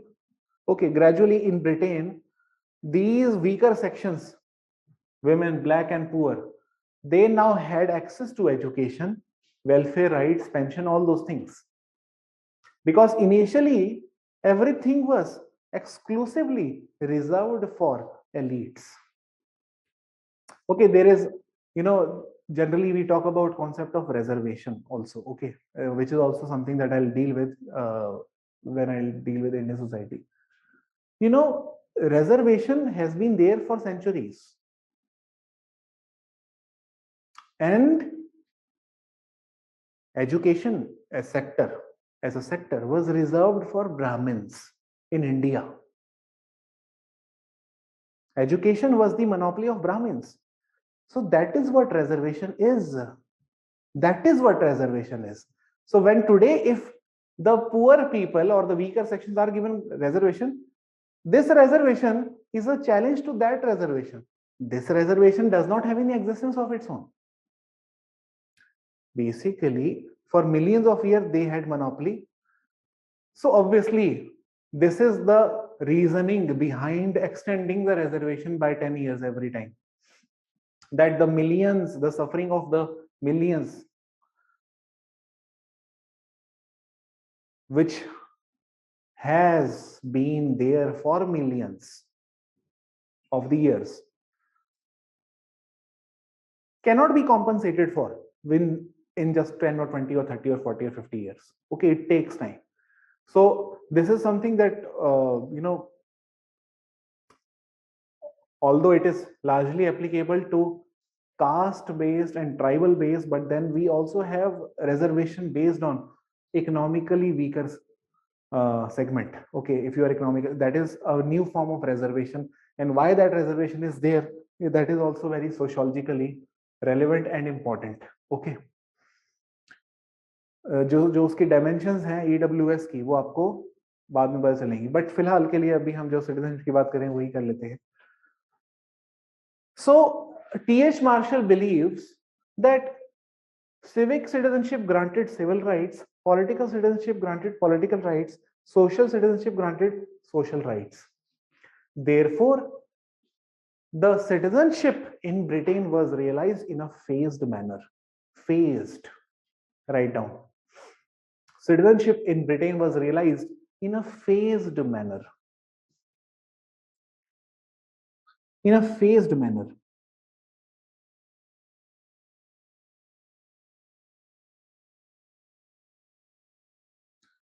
Okay, so this was all about the citizenship. Okay, the important theories of citizenship. And when it comes to citizenship, the idea of citizenship, since the times of T.H. Marshall, many things have changed now. Okay, it is not just about those traditional citizenship things that we talk about. There are many new forms of citizenship that are evolving today, like ecological or environmental citizenship. Okay, environmentalism has become one concern now, which is a global concern shared across different nation states by everyone in an equal fashion. And therefore, now we see people uniting together for a global cause, that is environmentalism, climate change, to save the climate, to save the earth, okay, to save the green pasture, something like this. Okay, so therefore you now have collective mobilizations across the world in the name of save the planet earth. Okay, and that shows a new form of citizenship which has evolved, and that is known as environmental citizenship. Write down. Of lately,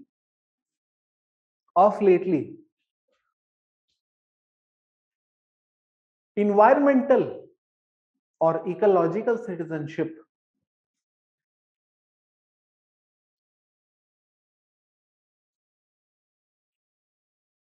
has started dominating the public discourse. Has started dominating the public discourse.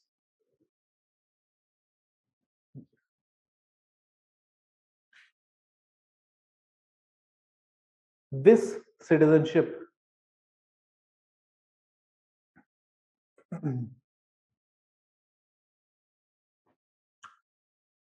grants upon individual. This citizenship grants upon individual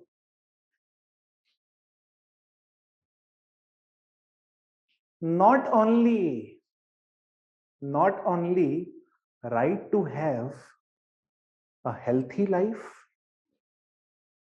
not only right to have healthy life, but also a fundamental duty upon him to conserve the nature for people around him.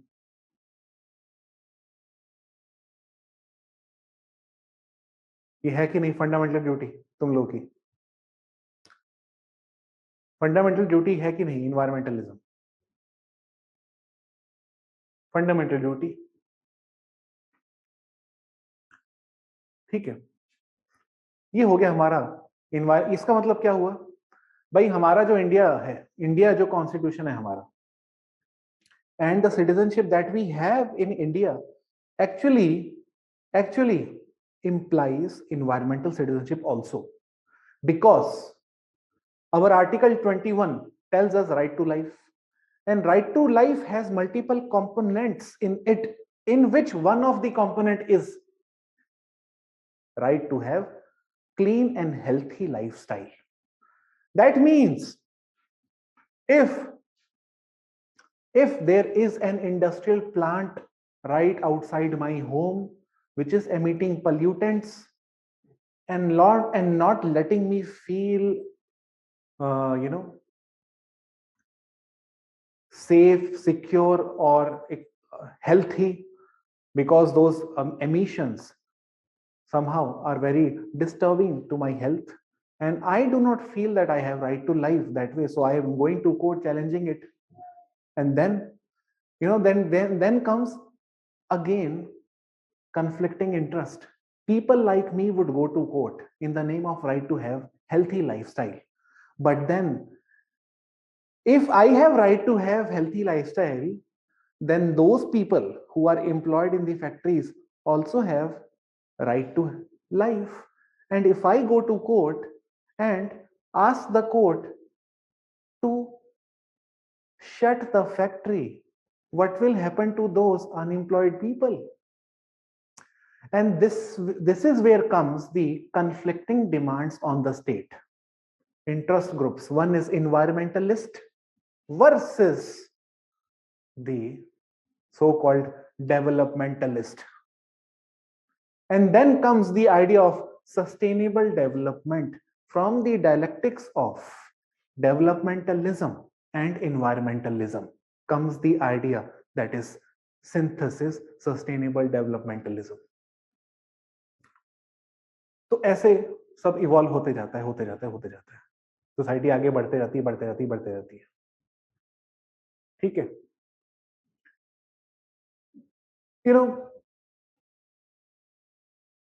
last year there was a lot of concern over National Register of Citizens. A register was made for national citizenship record. Okay. And the whole issue started with, as you know, from Northeast, Assam. Since many people had migrated to Assam from countries beyond the borders. Now the problem is, when National Register was established for establishing citizenship of the people, whether he or she belongs to Assam or not, or to that part or not, state had already established a criteria that whosoever has come to this on this time and having these property or having these documents to show, or affidavit to show that he belongs to this place, he is a citizen, otherwise he's not. Now the problem is, there is one scholar, कमल सादिक, ये हमारा India का ही आदमी है, कमल सादिक।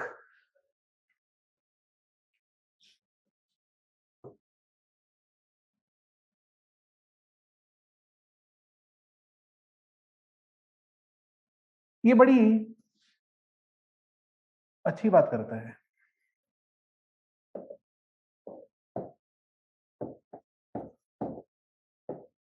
कमल सादिक, इसने किताब लिखी है, the name of his book is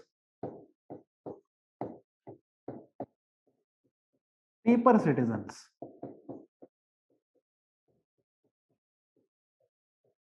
Paper citizens. Paper citizens means that person is citizen who has papers. Okay, now the thing is, and this was actually happening in Assam, okay, in Northeast. Who has paper, he is citizen. Array, the problem is that there is greater likelihood of the poor illegal man to get those paper than for a poor national man to get those paper, because the poor illegal man has had established many networks. When he came to India, he had established many networks. He had many contacts, smuggling business, trafficking business. These things had made him so much rich that now he has power, he has wealth. And therefore, for that person to get papers to prove his citizenship is very easy than for a person who is a national and poor. He could not prove his citizenship when he himself is indigenous, but this man could easily because he had now become wealthy. And therefore, this is not the kind of citizenship that we need. This is only documentary citizenship. This is a term that he has coined, documentary citizenship.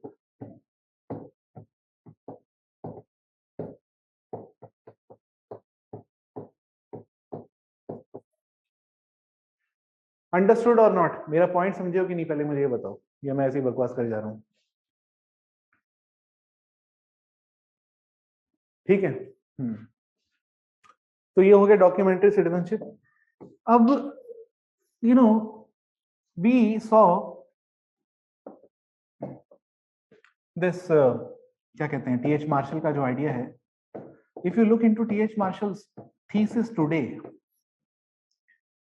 that was civic, political, social citizenship. Okay. And you will easily see that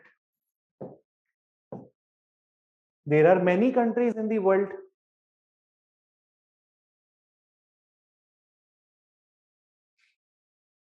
where some people are fighting for political citizenship. They have civic and social, but they are fighting for political citizenship. Although political science will tell the students that they are citizens, but they are only civic and social citizens. Sociology is telling us they are not political citizens yet. For example, the people of Baloch, they want Balochistan. They do not have Balochistan. They have every other right, but they cannot have their own nation state where they can freely vote for those people who they want in power, who can represent them. Think about Hong Kong. Political citizenship is something that is lacking in there. Kurdistan, Kurds. There are some countries where all of us are political citizens, but then there are some people who lack social or even civic citizenship. They still do not have access to education, good life, good health. And this is another domain, what we also call as sexual citizenship, because there is a scholar like Judith Butler, okay, a queer theorist. She says that these rights are heteronormative and heterosexual. These are not the rights which are going to protect the homos. Understood or not? Sexual citizenship. So basically, all these three are sexual. In the sense, heteronormative. And who is saying this? Judith Butler.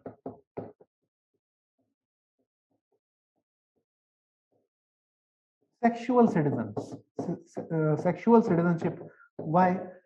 These are bestowed upon the heterosexuals.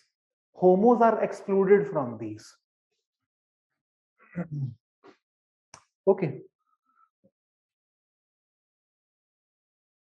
And then I also want to talk about Indian society at more great length, but then the problem is that I want to teach these things separately as well. There are many scholars even in India who have done exclusive studies on citizenship for one or the other section like Dalits.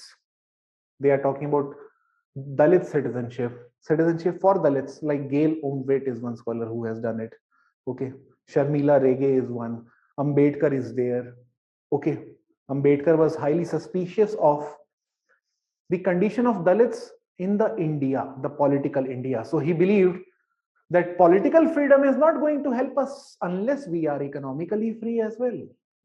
This is the statement made by Ambedkar.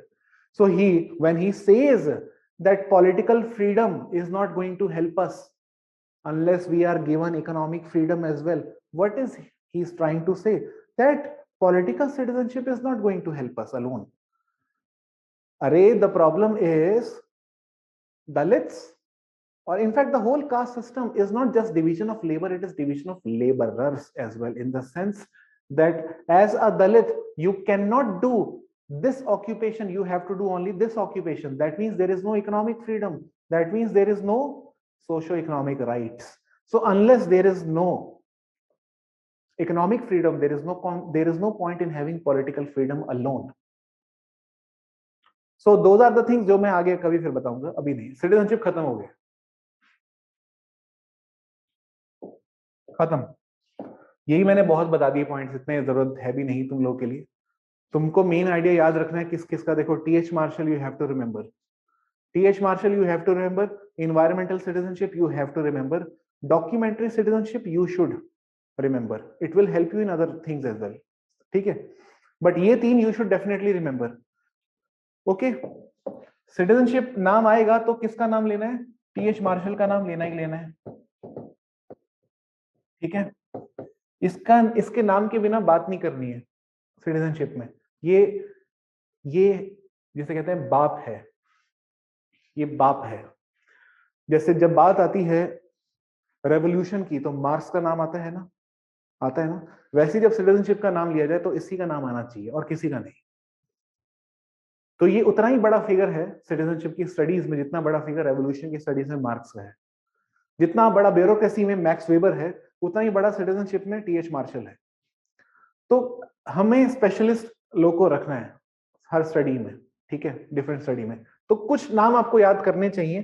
TH martial आप एक याद कर लो citizenship से, और मैं आपको एक list भी दूंगा जब हम पेपर वन खत्म कर लेंगे ना, थोड़े दिनों में, बस हो जाएगा, अभी 10 दिन में ही खत्म हो रहा है ये. तो जैसी मैं लिस्ट आपको दूंगा, एक लिस्ट दूंगा मैं अलग से आपको, अदर देन यूनिट 4, जो बाकी यूनिट्स हैं उसमें हमें कौन से स्कॉलर्स का नाम याद रखना ही रखना है.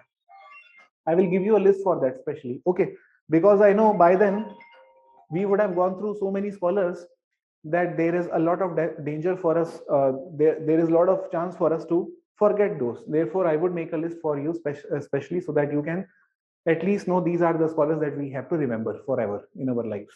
Okay, that would be very nice of you. हाँ, वो तो क्या ही बोले. ठीक है, चलो.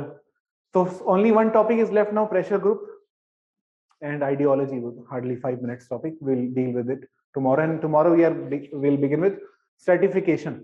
If possible, if you want to go through NCERT class 11 stratification chapter, you can go through. Hardly 2 page का है, NCERT में 3 पेज का, आप देख सकते हो. ठीक है.